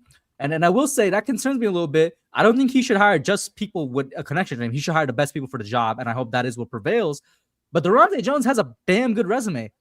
You could even forget every other thing before his time in Minnesota. The fact that he's been with Minnesota under Brian Flores, who, for all you want to say about him, Brian Flores is one of the best defensive minds in the game. Yeah, is insane. Enough for me. That's enough for me. But if you guys really want to know, this guy has an extensive coaching career going all the way back to 2001. Like, he has basically a 25-year coaching career. Coaching career. He obviously right now he's the defensive pass game coordinator for Minnesota. Before that, he was defensive backs coach. Before that, he was at LSU as the DC. Before that, he was with the Vikings again as the DB coach. Before that, he was the cornerbacks coach for Cincinnati. Before that, he was the assistant cornerbacks coach for Miami. And before that, it's basically like 15 years of college coaching experience. Mm-hmm. But those last 3 to 4 years under Minnesota matters a lot to me. That matters a lot to me. Oh, he's somebody really good as well. Mm-hmm. He coached in the CFL as well. Look at that. But, Talking Sports, what Bill says he did. Call plays in Buffalo. Yeah. Okay. Yeah. Yeah, I wouldn't mind Sean McDermott. So we'll see. And Durante Jones, like I can't sit here and say like any statistics or anything like that because he hasn't been a defensive coordinator. So there's nothing. He hasn't been a defensive coordinator in the NFL. So it's hard to gauge how productive he's going to be. But it seems like he's got a good resume. He went to good organizations that have good defenses. So, hey, we'll see what happens. If they listen. Whoever John Harbaugh hires, I'm going to be all for. You understand? Like, this is why we hire. Like, I wanted him to be hired so I wouldn't have to worry about that. Like, he is going to do that due diligence and be that CEO, corporate head coach and delegate everything to everybody and find the right guys to do their job. So, whoever he hires, that's our guy. Mm-hmm. I'm with you. Now, unless anybody has a name that we forgot, I'm going to move on from this topic. I'll give you guys a couple seconds, but I think we kind of covered all the names that have been talked about so far. Mm-hmm. So let's see how that goes. If anybody pops in anything else, we'll bring it up. I'm not seeing anything. I think that might be it. Yeah. And let's go on with the last thing. This is how we're all feeling right now. I would say this is how 90% of the Giants fan base is feeling right now.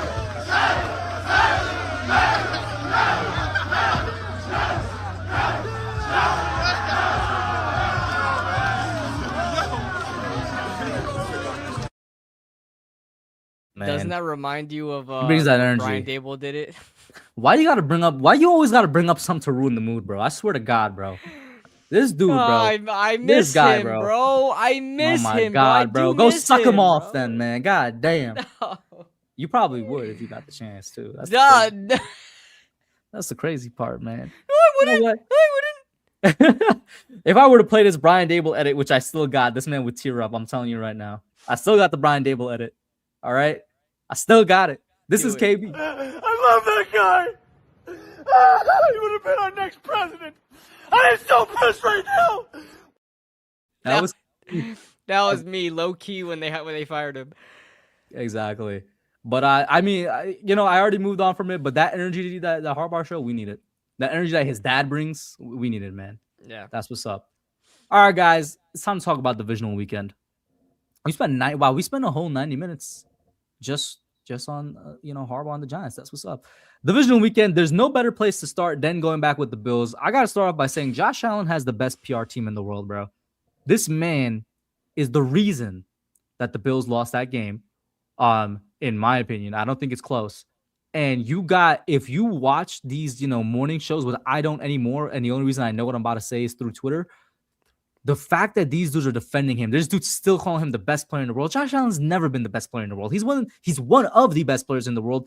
He's never been the best player in the world. Yeah, these dudes on ESPN and all these shows are quarterback. Yeah, in the NFL. No, they're calling him that. They're saying it's not his fault.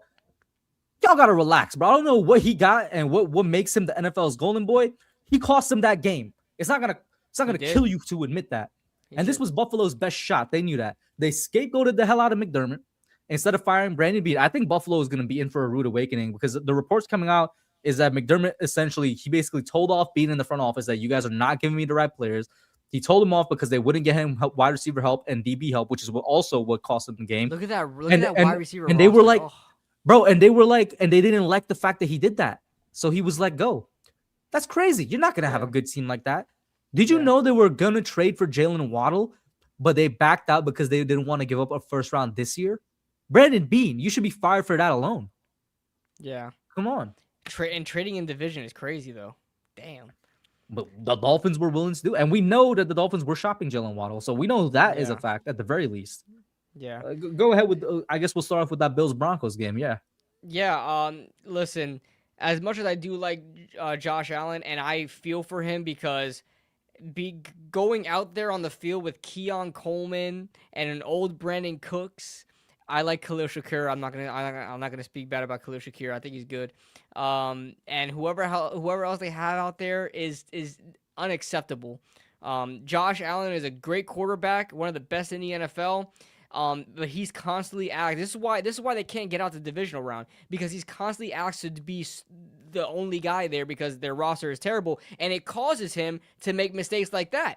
Like missing Dalton Kincaid wide open. He ends up trying to play hero ball. That's why. Yes, trying to play hero ball and missing Dalton Kincaid wide open. I guarantee you, if he had a better supporting cast, they wouldn't even have to have been in that situation.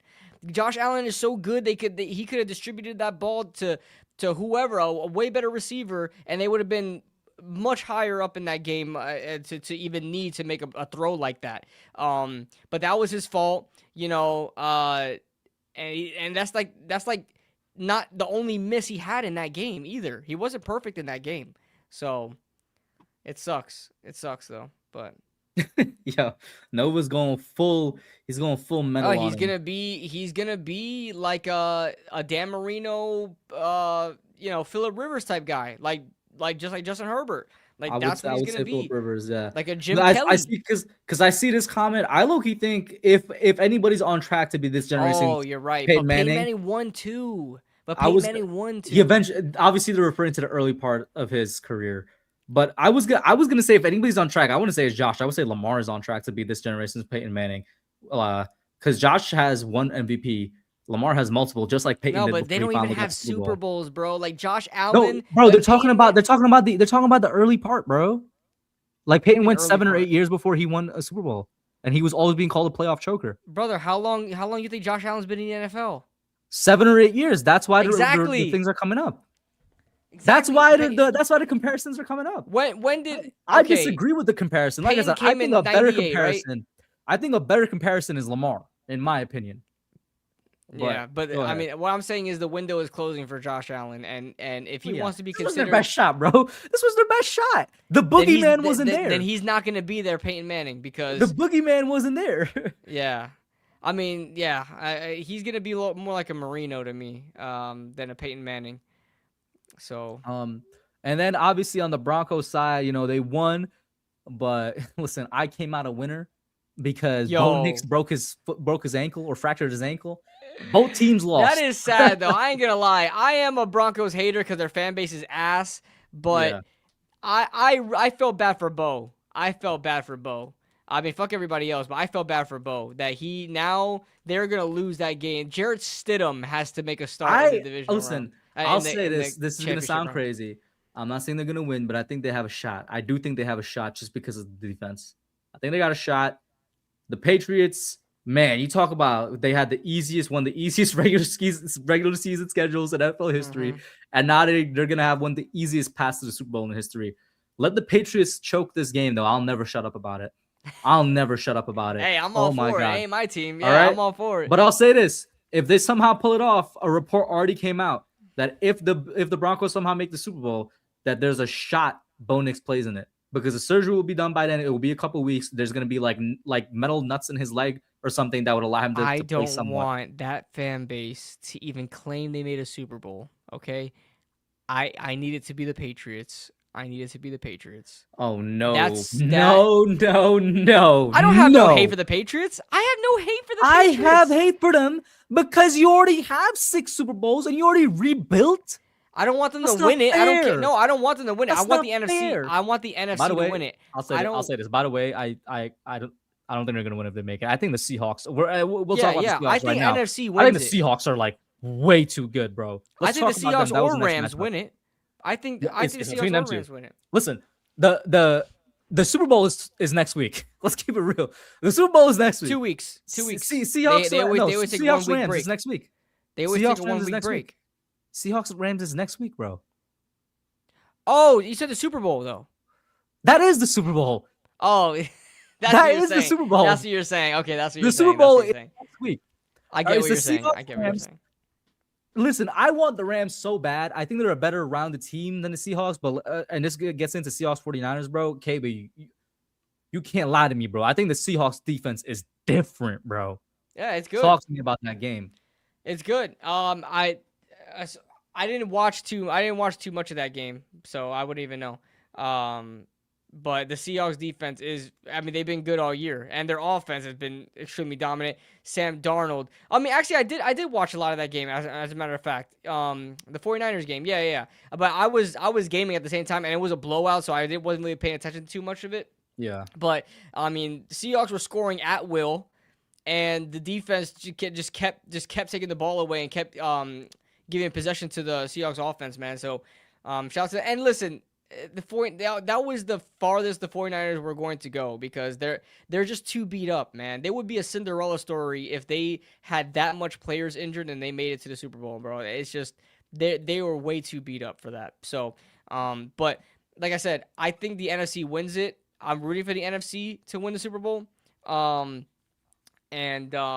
That's what I'm saying. Man, I do not want to see the just like Broncos Bill in the said, Super Bowl, next week is the real Super Bowl, bro. Like I think we could all agree on that. I think the Seahawks defense would wreck Drake May.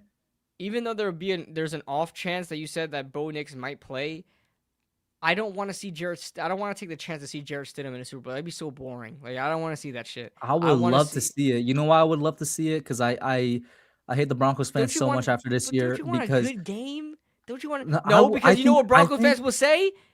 If we have Bo Nix, we win that game. If we have Bo Nix, we're Super Bowl champions. I don't care that they say that, because I would watch the Broncos get destroyed on national television like in 2013. But that's not. I don't want to see that from a Super Bowl. I want to see a good game in the Super Bowl. I want to see a back and forth game.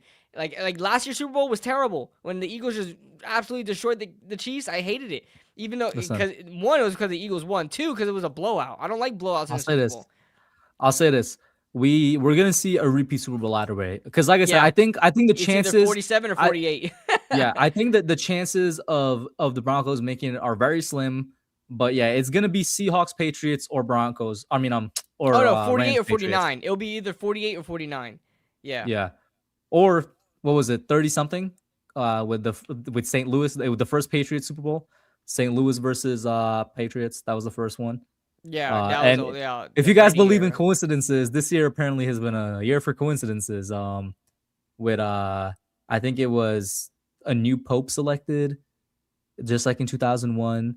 Quote unquote weak Heisman is what people said, just like in 2001. Rams QB, Rams QB MVP, because Matt Stafford's probably gonna win it, just like in 2001. And then the Super Bowl matchup was Rams Patriots, like in 2001. So we'll see. We will see. Giants versus Bills had the first Super Bowl that did not result in a lopsided victory. What? But that was Super Bowl true? That was like 20 something. Or that was 20. That was 20, right? Or was that 24? Yeah, that's like Super Bowl 20, bro. How the hell? Or no, or was that 24, bro? No, I think we were the first ones. I think Bills was. I think it was Giants Bills, then Giants Broncos. Pretty sure. I think Giants Broncos was before Giants Bills, because the Bills were the 90s. The Bills was the 90s, and then obviously our first one was in 85. No, the Bills started in late 80s. No, bro, that 4 year right. repeat was the 90s. I think you're right. I think there was the Broncos. 21 and 25. Not for correcting me. Not 20 I and 20. sound such a 21 and 25. 21 and 25. I sound like Giants Broncos was 86. Wow, he's saying the 24 all before that was lopsided. That's crazy. I didn't realize that. That's crazy. The Giants were part of the first classic Super Bowl, buddy. I'm always walking out of here with a win. And literally the only reason we won is because the kicker missed it. Yeah. Yeah. Shout out to that. We'll see what happens. All right, so we covered that, and then the next one up I think would be Patriots Texans. Oh my God, what an masterclass from both QBs. What an masterclass from both QBs. We got to talk about Drake May first because he's also another NFL golden boy. He's just flying under the radar. Drake May also had like 3 or 4 turnovers, right? Why? That's flying under the radar because CJ Stroud literally threw the game. CJ Stroud but remember, it was has snowing, the best dude. defense in the NFL. But it was snowing. Are you defending Drake May? No, I'm just saying that. I'm just saying from both quarterbacks, because like, first of all, that's not even like CJ Stroud's nature to be throwing interceptions. CJ was like ass. That. No, he was ass. He was terrible. He but was he, not but built he for was that also moment. turning over the ball last week too. He was not built for what that do you mean moment. It's not in his nature? I agree. I agree with when the commentators said turn over the ball. I agree when the commentators when they were like, it seems like he's just been chasing the success of his rookie year. Oh, for sure. That's what who said that? I think and then all Houston fans said that his demeanor is nothing new. All Houston fans said that he's been like that for the past 2 years. His demeanor. I'm not arguing his. You remember how he talked about? No, not that. They're saying like he was sulking on the sideline. Like what? That's what they're talking about. Sulking on the sideline. Like what? Sulking on the sideline. Fuck is that? Yo. Like sad? Being sad in the sideline? Yeah, bro. Florida education. What's going on right now, bro? Yeah, sulking. Yeah, but like, sad, who says depressed. that? He's just sulking on the sideline. The fuck is that? Texans fans. Texans fans. Oh, he's sulking. He's sulking again on the sideline. Oh, look at that CJ Stroud right there, sulking on the sideline. In Minecraft, I'm gonna blow your house up, bro. In Minecraft, bro. Like, yo, I swear to God, bro. That one semester Boise State education. On God, bro. On God, that one semester Boise State education, bro. Because it was all in his mind, bro. It was all in his mind. All right. Oh my God, Lil Bro, Toast, Lil Broing a quarterback better than you was wild. Yo, listen, you know how last year you'll get there one day, bro. Don't you worry. I was like, yo, what the hell? You know how last year the meme was, oh, the Commanders Bears game, these two franchises went a different direction. Well, guess what? These two quarterbacks went a different direction. Yeah. Since CJ did that. But go ahead. You talk. I brought it up. Talk about just the terrible game from both quarterbacks. And how it was obviously with messy. CJ, it really cost them the game. It was so messy, and it was hard to watch because the ball was being turned over at all times. Like, it was hard for them to get something going, both teams. But the Patriots found a way to win, man, and so I give them credit for that. Shout out to Mike Vrabel, was able to handle the team in those kind of conditions. The Texans, they don't have the roster built for that, and CJ Stroud is like, man, it sucks, man. I really like CJ Stroud coming out the draft. He's a natural thrower of the football and everything. Didn't turn over the ball much, but doesn't have a lot of weapons. And then on top of that, his football IQ seems to be going. Yo, you know that IQ test that everybody was talking about that even I disregarded? I'm like, man, that doesn't determine. They're like, hold on, success. everybody's looking at that now. They're like, wait a minute, bro. It seems like it might be a thing. It might be a thing. Because they said that every quarterback that fails it winds up not being good in the NFL. So I don't know, and apparently he had like one of the worst scores for that or something like that. But yeah, CJ Stroud is just right now he's not that guy, and it sucks, man. I'm a CJ Stroud fan, but man, he's ever since his sophomore year, bro, he's just been ass. He started to suck in his sophomore year, but like his rookie year was special, bro. Yeah, I thought they really had something, but now like you throw Davis Mills out there, he might perform better, which is crazy to say. But I will say some of those interceptions from CJ Stroud, like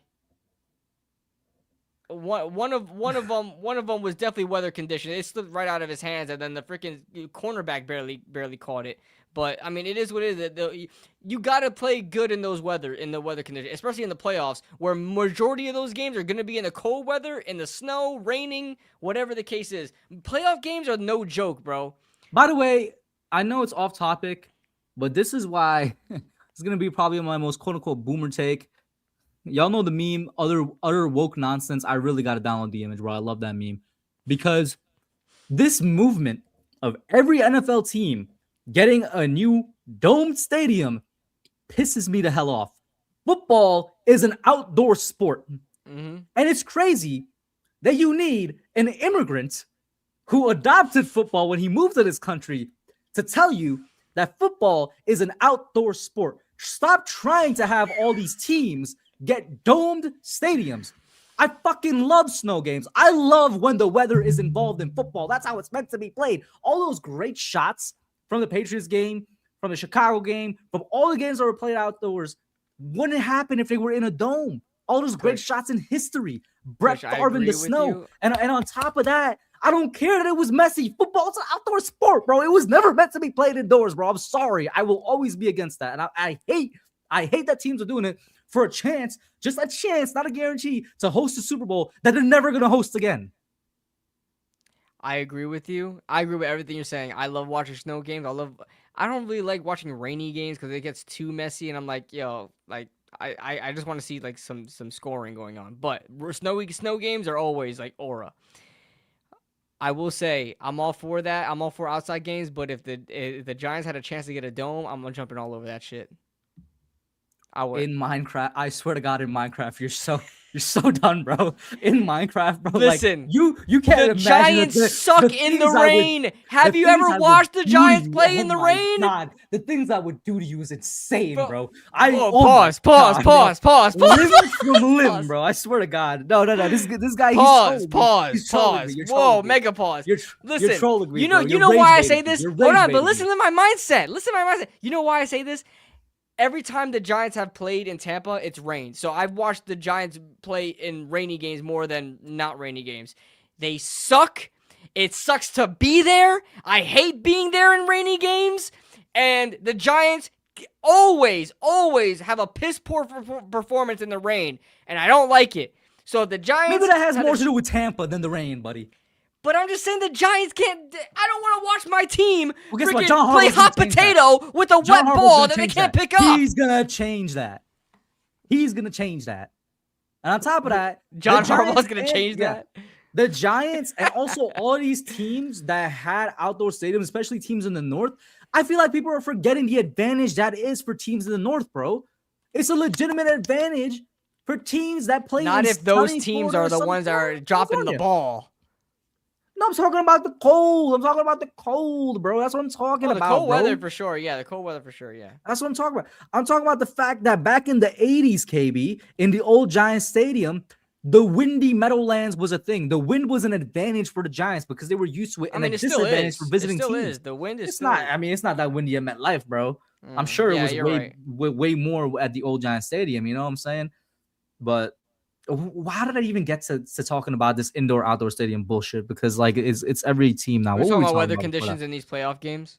Oh yeah, with the Patriots, Patriots Texans. Yo, listen, I know that the Texans defense wanted to kill CJ Stroud. Yo, bro, my God, bro. I know because they were doing their thing out there, bro. They kept getting the ball back. Yeah. I know. But hey, Super Bowl pick for me. Wait, we didn't talk about Bears Rams yet. Probably the best game of the weekend. Bears Rams. Oh yeah. All right. First off, talk about the fourth down. You know what I'm talking about. Talk about the fourth down, bro. Which one? Oh my God, the Bears Rams game. Bro. In the Bears Rams. No, I thought we were still talking about. I thought you said Bears before Rams, we moved there to there talk about the Texans game. But talk about the fourth down. That fourth down was absolute. Yo, Caleb Williams he's arrived, bro. He's the Caleb Williams that I thought he was gonna be, bro. That rookie year with Matt Eberflus, forget about that, bro. This is Caleb Williams now, bro. Backed up. Looking a little Mahomey, if you ask me, you know. Yeah, listen. Look at a little darty to me. Yeah, that's a little darty to me. You know what I'm saying? Yo, he literally dropped back, like not dropped back. He literally he threw that shit off his back foot. From the logo, no exaggeration. And from his back foot, like off balance, bro, and threw an absolute dime, 50-yard pass. I can't even throw 50 yards. Threw an absolute dart. Threw an absolute dart to Cole Kmet, bro. Shout out to Cole Kmet for being there because I saw the what's it called? You know how they show the digital thing where it shows all the players numbers and where they go, like it tracks them.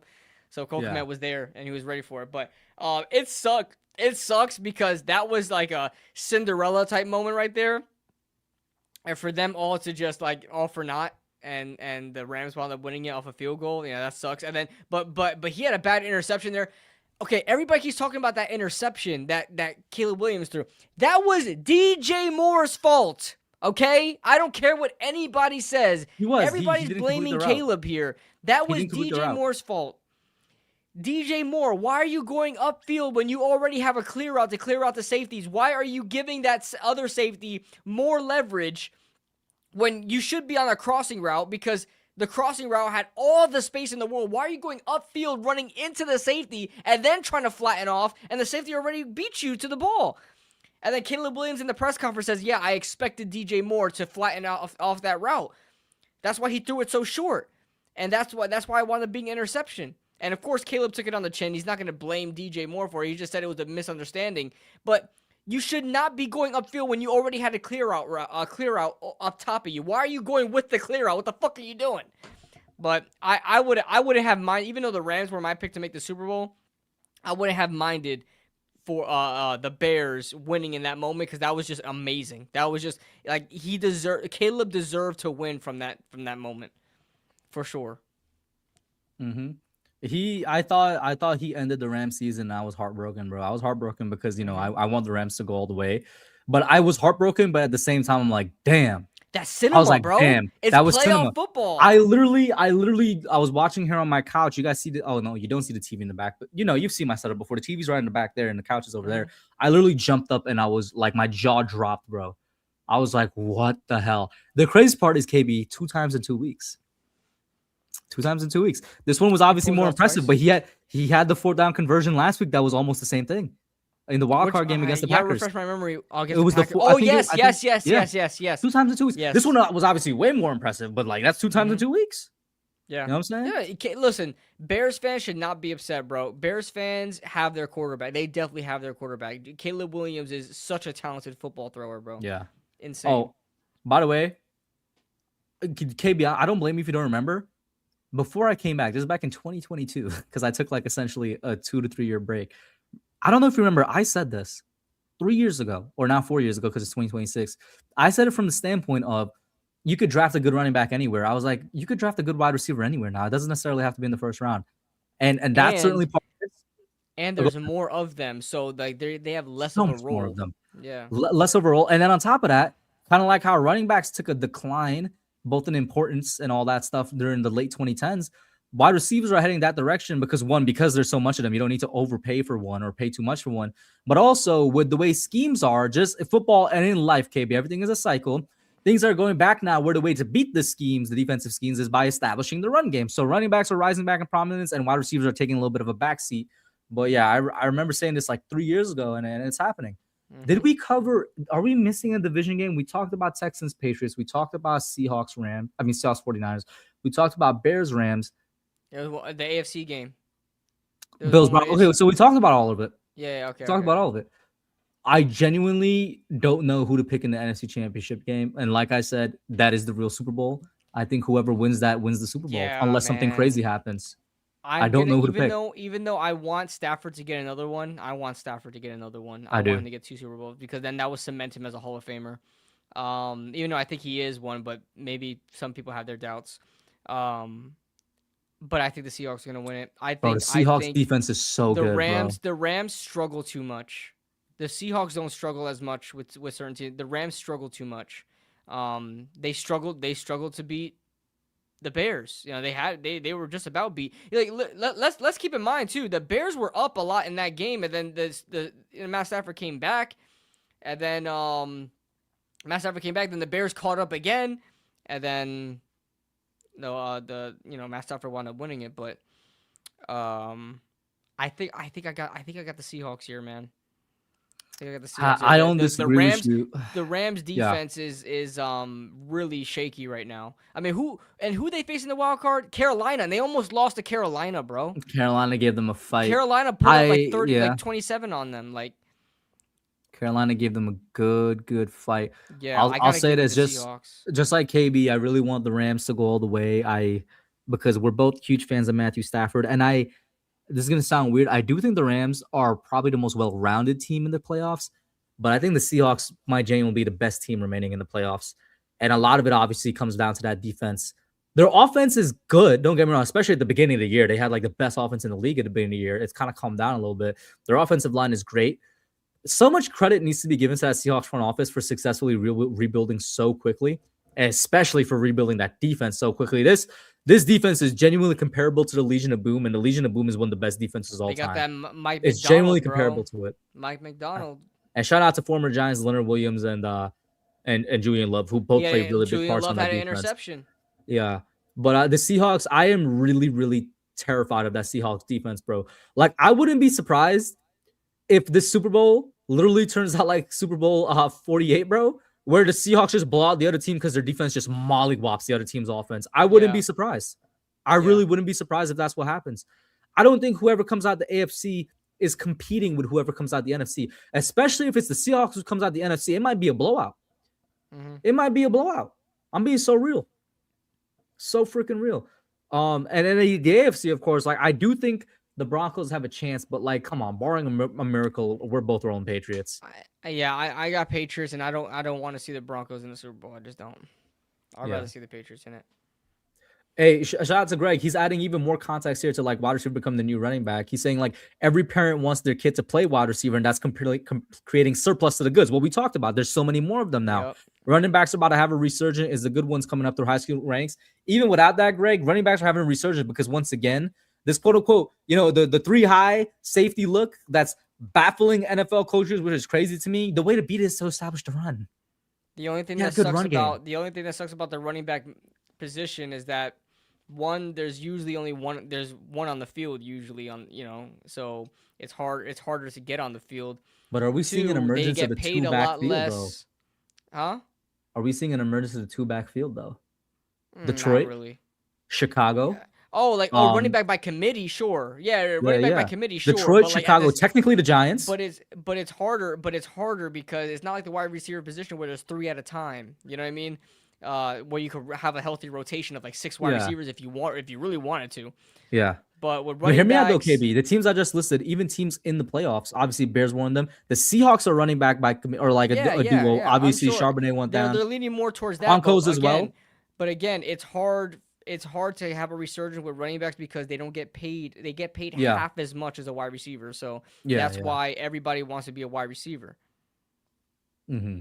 It's about the money. It really is. And running backs is a dying breed. I hope it has a resurgence. It's my favorite position. But a lot of players don't want to risk their health like that and put their bodies on the line because being a running back is a lot of wear and tear on you, and you get paid half as much. So a lot of people see that and be like, "Yo, if I have the skills to be a wide receiver, I'm going to do it." Exactly. Is that it? Is that it? I'm trying to think. I don't we made our so. Super Bowl picks, right? We made our Super Bowl picks 3 weeks early. Yeah. Well, basically, this is the this is the championship round. So whoever wins goes to the Super Bowl. So yeah. So I mean, that's it, chat. Unless you guys have anything specific you want us to quickly talk about, that would be it. I'm trying to see if I missed any memes to play here. Oh my god, I missed one completely, bro. I missed one completely. I was supposed to play this at the very beginning of the show when we started talking about John Harbaugh. John Harbaugh. Why did he say it like that? Shout out Bobby because that's where I first saw it from. But I can't. Every time I think about Why John did Harbaugh, he say it like that? John Harbaugh. Why did he say it like that? Yo, somebody got to give me the context of that. I don't even know what year he said that. He said that this year? That was this year. You know how Drake May's nickname became Drake May? John Harbaugh's nickname should be John Harbaugh Harbaugh. John Harbaugh. No, bro. John Harbaugh. I get it. You know what I'm saying? Oh, God. Bobby's hilarious, bro. I freaking love him. Okay, so really quick, they want us to know what free agents we want. The only one is the one that everybody probably wants. I'm completely down with the Tyler Lindenbaum idea. I don't know. People are also saying Patrick Ricard and Isaiah Likely. I think it could happen. I don't know if it will happen. I think Linderbaum is probably the one to expect the most because we really gotta, Carmen Brassol's done an amazing job, but we still gotta beef up this offensive line more. And before we even look at Ricard and Likely, we gotta see what moves the Giants makes to free up that space. There's moves to be made. Do you have that tweet, KB? I know you referenced it before, but there's moves to be made to free up cap space because we have one of the least amounts of cap space this year. Yeah, I don't know if I have a tweet on hand on that. Just see if you could pull it up real quick. I beg of you. While KB does that, Tosa, what about the draft? I'm not gonna lie to y'all. Best player available. Called? It's just like players the Giants could cut to free up cap space or something like that. Or if you look that up, players the Giants could cut, maybe just look up that phrase. Listen, you guys, I'm BPA. You guys know I'm a big fan of Carnell Tate. Low key, I'm getting talked into Francis Maunoa, I think, the old lineman out of Miami. Yeah, but you guys know. You guys know I'm always down for offensive linemen. I'm always down. Yeah. I put latest here, but I can't. I wouldn't mind Caleb Downs either. All right, let me see if I could find it then. Yeah, I don't know which tweet you're referring to. The only thing I sort of disagree with in that tweet was they were like, "Oh, cut Bobby O." I'm like, I don't know. If we're having a Ravens style defense, Bobby O is actually going to be really, really useful. The hell's happening? Now the tweet has disappeared. Why didn't I should have bookmarked it. I knew I should have bookmarked it. But somebody was like, it was like Bobby O. I think Kayvon traded as well. I'm sorry, guys. I should have bookmarked this. And now, of course, when you want to find something, it's the hardest thing to find in the world. What if I just look up Bobby Okereke? Would it pop up then? Yeah, try it. That's what I'm doing. I think I have to sort by latest. Because if I go top, nothing's popping up.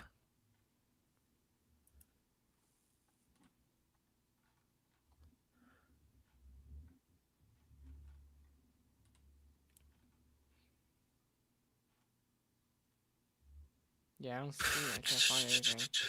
I'm not finding either. Did dude delete his tweet? I can't even remember who tweeted it.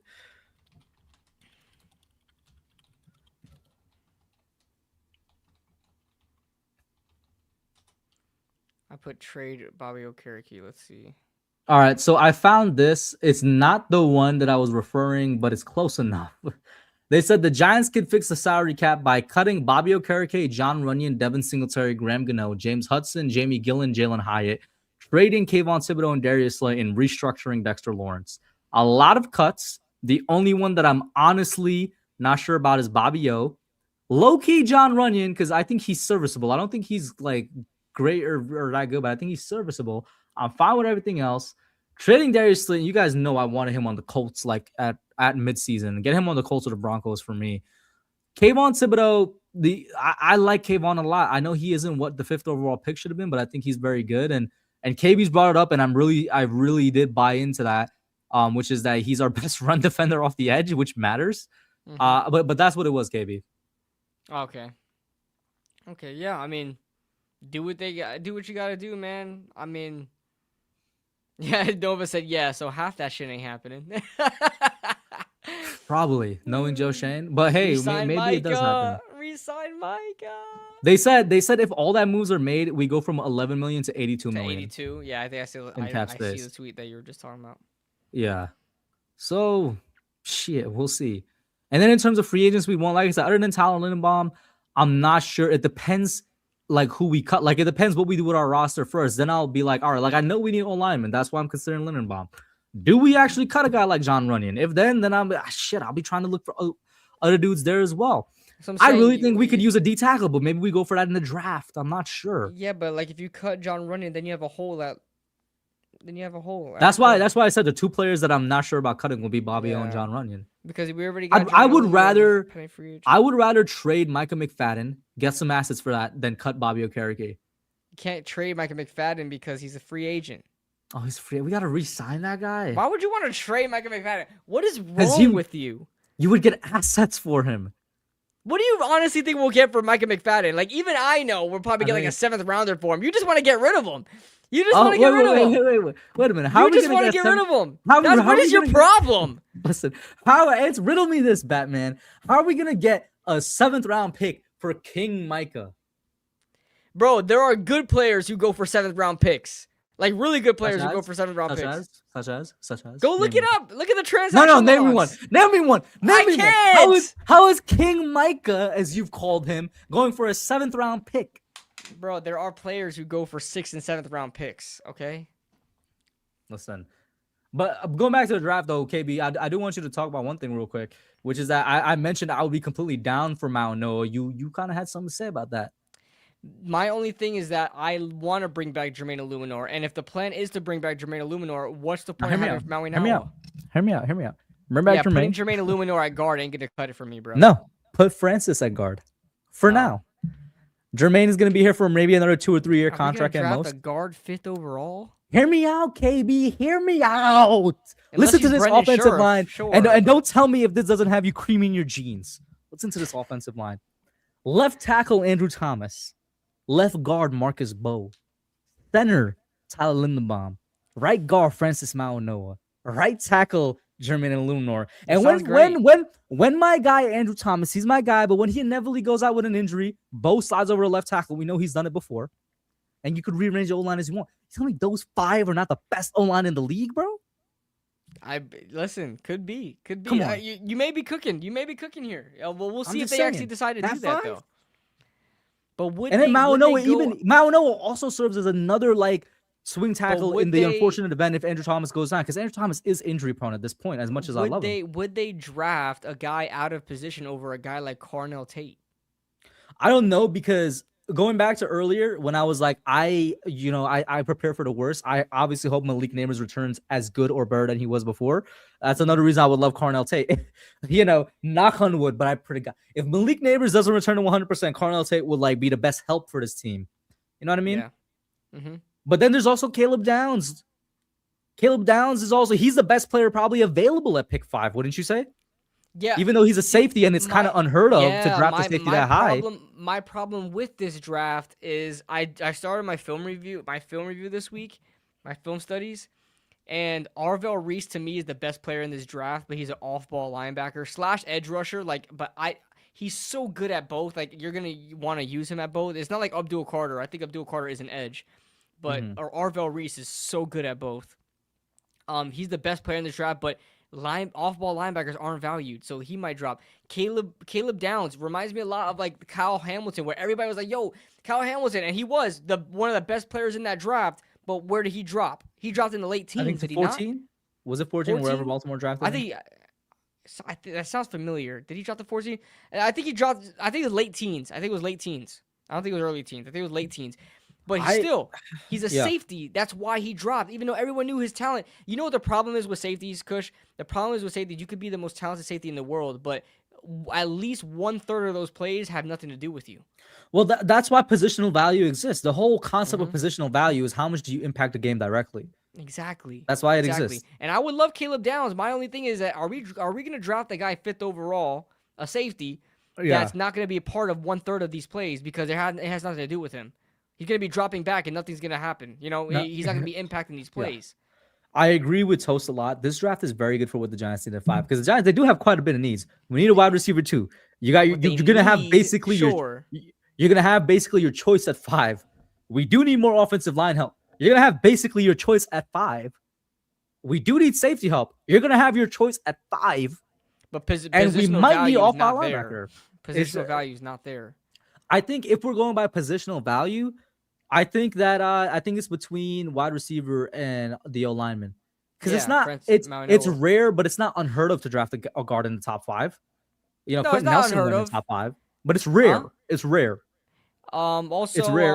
Brendan Scherf, wide receivers obviously Brendan gone. Scherf, who I was obsessed with back in that draft. What was it, 2015 draft or something like that? I was obsessed with Brendan Scherf. Or 2014, one out of the two, right? Yeah. Yeah. Washington wound up. The thing is, KB, I don't know, and you might say the same thing, because like you said, you're just getting started with diving into it. Maybe you're saying you don't know as well. I'm really. But I'll be honest with you. I gotta catch up.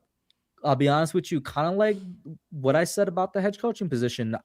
If it's one of those 4 guys, I don't think we could go wrong. Even if positional value be damned, I don't think we could go wrong. I agree with you. My fear is, say we get a guy like Caleb Downs, because he's what we need, best player in the draft, but that positional value is not there. What if Francis Mauanoa winds up being a better player, or Carnell Tate winds up being a better player, but we get the guy that we need? You know what I mean? I don't know. I'm scared. Listen, that's what I'm saying. The safest pick Actually, no, I take it back because Evan Neal busted. I'm taking back because I was gonna say the safest pick is the line, but Evan Neal busted, and Evan Neal Yeah. busted hard. It's hard to say But who's like the I would, safest pick, I though. love the idea that I said, bro. That offensive line of Thomas, Bo, Linderbaum, Mauanoa, Illuminor. Genuinely, I think that's automatically a top 5 line in the league, bro. But yeah, I get a agree, guy to help Greg. Jackson. Maybe it comes down to that. I Get a guy to agree, help Greg. Jackson. Downs is a star defender. But they don't use stars in the NFL. They don't use stars. You mean They safeties or stars? huh? You mean safeties? A star is a position in college. It's like Oh, slot got you. slash. It's like a slot safety. They don't really use star safety position. They'll use like box safeties and I think you could play in the slot. He'll be like a big slot covering tight ends if they flex out to the slot. Caleb Downs, and he'll be good at that. My problem is he's too situational to take at 5. Like I want a guy that's gonna be every single down gonna be making a play. That's why wide receivers, offensive linemen, quarterbacks, like these guys are high positional value because they are a part of almost every single play, just like edge rushers and defensive tackles as well. It's no use crying over spilled milk, KB, but all this would have been solved if we just lost that freaking Raiders game and we would have gotten a haul for number 1 overall. And it would be like, all right, we're taking 2 players. Oh my God, I know, man. Somebody mentioned that in the chat earlier, and I was like, yo, if we there's no use anymore, but it pisses me off. Fernando Mendoza solidified himself as a Vegas Raider last night. Yeah. And so we would have been sitting pretty, but you know, we had to go ahead and show the world what we have, you know what I'm saying? Swear to God. Because at this point, I'm still, part of me is like, oh my God, the Jets are still going to trade up for somebody and they still got 2 first-round picks. It's like, it's not happening, bro. The best case scenario is whatever reason, the Jets trade up with us for Dante Moore for whatever freaking reason. We get their 2 first-round picks and we get 2 players, but that's not happening. I really don't know. Greg, I hear you're trying to speak ball and you sound educated, but what I'm telling you is that's exactly what it is. They don't play star in the NFL, brother. And you're saying that he can't play one position on his own. That is my worry, that he can't, because people have a worry that he can't play split safety or center field safety consistently, that he has to be in the box a lot. It's just not often in the NFL you see that. And you only draft Downs if you're running a 4-2-5 or 3-3-5 stack. You don't need to run a 3-5 stack. But I see what you're saying. If you run a nickel defense, everybody runs a nickel defense, whether you're playing 4-3 or 3-4, it doesn't matter. Everybody runs a nickel defense. But my thing is, I don't know how much he's going to be used. That's my only issue. He's a extremely talented player, second best player in this draft. Don't know how much he's going to be used like that in the NFL. Guys, you guys remember Jamal Adams was a monster out of college, okay? And he his career, he got drafted like 5th overall, something like that. His career just dropped, okay? Like, so it's hard to really gauge where how useful a safety is going to be and how much they're going to impact the game when you're drafting them in the top 5. Yeah, Vets, I do agree with you, by the way. Despite both me and KB saying if only we lost, the Raiders were some hot ass, bro. I think they were genuinely the worst team in the NFL. The Raiders were, it really might be a question of, is it even possible to lose to that team? The Raiders were so bad. Somehow they at had that 2 point wins. in the season. At that point in the season, they were so bad. You know they beat who they beat? They beat the Patriots in week 1. They beat the Patriots week 1, yeah. Crazy work. All right. Crazy work. But yeah, I mean, if you had to pick one, bro, who are you going? If you had to pick one out of the 4, so we know you probably wouldn't pick Downs. That's fine. Who would you pick out of the other 3 then? Carnell Tate. Sounds like Tate. Tate, yeah. I'd probably go Mauanoa. I'd probably go Mauanoa. Okay, listen, honestly. Mauanoa is he's awesome. Mauanoa is awesome. It all depends on what the Giants do in free agency. If they decide to let Jermaine Illuminor walk, which they shouldn't. Yeah, they shouldn't. But if they do let him walk, it's no doubt like he's a plug and play. Mauanoa is a right tackle. That's perfect. Mm-hmm. It's plug and play. If they sign, it's so stupid to me that that's even a conversation because Jermaine loves it here. He wants to come back so bad. I know, and he wants to come back. He's been one of the best tackles in the league. And if they re-sign him, there's a question there because I would much rather take a guy like Carnell Tate than it scares me taking a guy like Mauanoa and saying, hey, you're playing guard now. It just scares me. You know what I mean? So like I want to be safer with it, and I'll take Carnell Tate and have Malik Neighbors and Carnell Tate together and have like a Jamar Chase, T. Higgins type thing going there. You know what I mean? Mm-hmm. We're sleeping on Spencer Fano. Well, I think Spencer Fano, like I know I was talking about Maunoa moving inside. I don't know. I don't think Spencer Fano can move inside at all. I think he is also just Yeah, a lot of people say Maunoa has fully a chance outside. of moving inside. So like Yeah. it's there. It's there. Yeah. But then again, a lot of times people say that and they just wind up playing tackle because it's just you're not going to draft these guys so far to put him at guard. How about Will Campbell, especially after that Texans performance? Everybody's hopping back on the pre-draft narrative of, you see, should have been on the inside. So because he got freaking mollywopped. He got mollywopped in that Texans game. He has one of the shortest arms for a tackle in the NFL, so it's hard. Yeah. That's why a lot of people suggested that he plays on the inside. But the thing is, he doesn't have the thickness to be on the inside for me. But he's a hard player to gauge. I went back and forth on him so many times last year. Like Diggy would say, he's a tackle. I'm like, yeah, he's a tackle because he doesn't have guard size, but he has short arms, so it's gonna be hard for him in the NFL as a tackle. But yeah. And then I'm trading down, Greg. Oh my God! The only thing is that it takes 2 to tango. Who's looking to trade up at number 5 and for what? If we get a call, make no mistake. If somebody calls the Giants and like I'm the GM and they're like, we gotta trade down, I'll be like, hell yeah, I'm trading down. What the hell? What a name, Antonio Gandy Golden. What isn't he like? If he's the guy I'm thinking about, isn't that like an old name? It sounds like an old name. Yeah. Oh no, Antonio Gandy Golden. Yo, why? What a name. Yeah, 2020 draft, 4th round of 2020 draft. Thickness. Oh my God. Why'd you write that? He ain't got the one. Of course. Kush had to reiterate. He also asked me Evan Neese. Well, Evan Neese busted, buddy. He busted real hard. Oh, yo, Greg.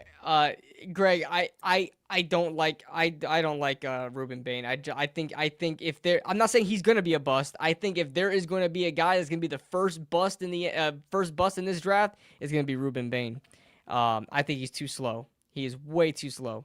His start and stop is terrible. His change of direction is terrible. He's really powerful. He's a freaking freight train, but I don't know. The NFL is too fast, bro. He is not. I don't know. Maunoa, I don't know much about. Not gonna lie, didn't watch much Pac-12. Maunoa is not Pac-12. He's ACC. Miami's ACC. But yeah. All right. So yeah, I think. Yep, that will be it for tonight, guys. If any of y'all live, in like the Midwest, because of how cold it's gonna get, there is an exploding tree risk. So be very careful walking around trees if you're in the Midwest. It's gonna be so cold that there's a risk for that's a weird way to go. That is a weird way to go. You're just walking. It got so cold that the tree just fucking exploded and killed you. You go up and meet God. What happened? A tree exploded. You wake up at a Michael Jackson concert, front row seats. You're like, what the hell was going on? All right. And also before we go, I gotta share the fat parrot I was talking about earlier, man. This dude is so cute. I've never seen a fat parrot in my life, but this dude is fucking adorable. Look at this guy. He looks like he's smiling. Shout out to the fat parrot. That's a fat ass parrot. That's a fat parrot. I love him. That thing. That's a great question. I don't know. He's probably actually in a lot of pain because he's obese and dying. But shout out to the fat parrot. That's gonna be it for tonight, guys. KB is frozen. Well, what a time to choose to be frozen because we're at the end. Thank you so much for tuning in. Thank you guys all for the continued support. We'll be back at it again next week after the conference championships round. You guys have been awesome. Thank you for continuously not just showing up, but interacting in the chat. And that's it for now. Go Giants, go Big Blue. Shout out John Harbaugh. And we going to be out. Peace.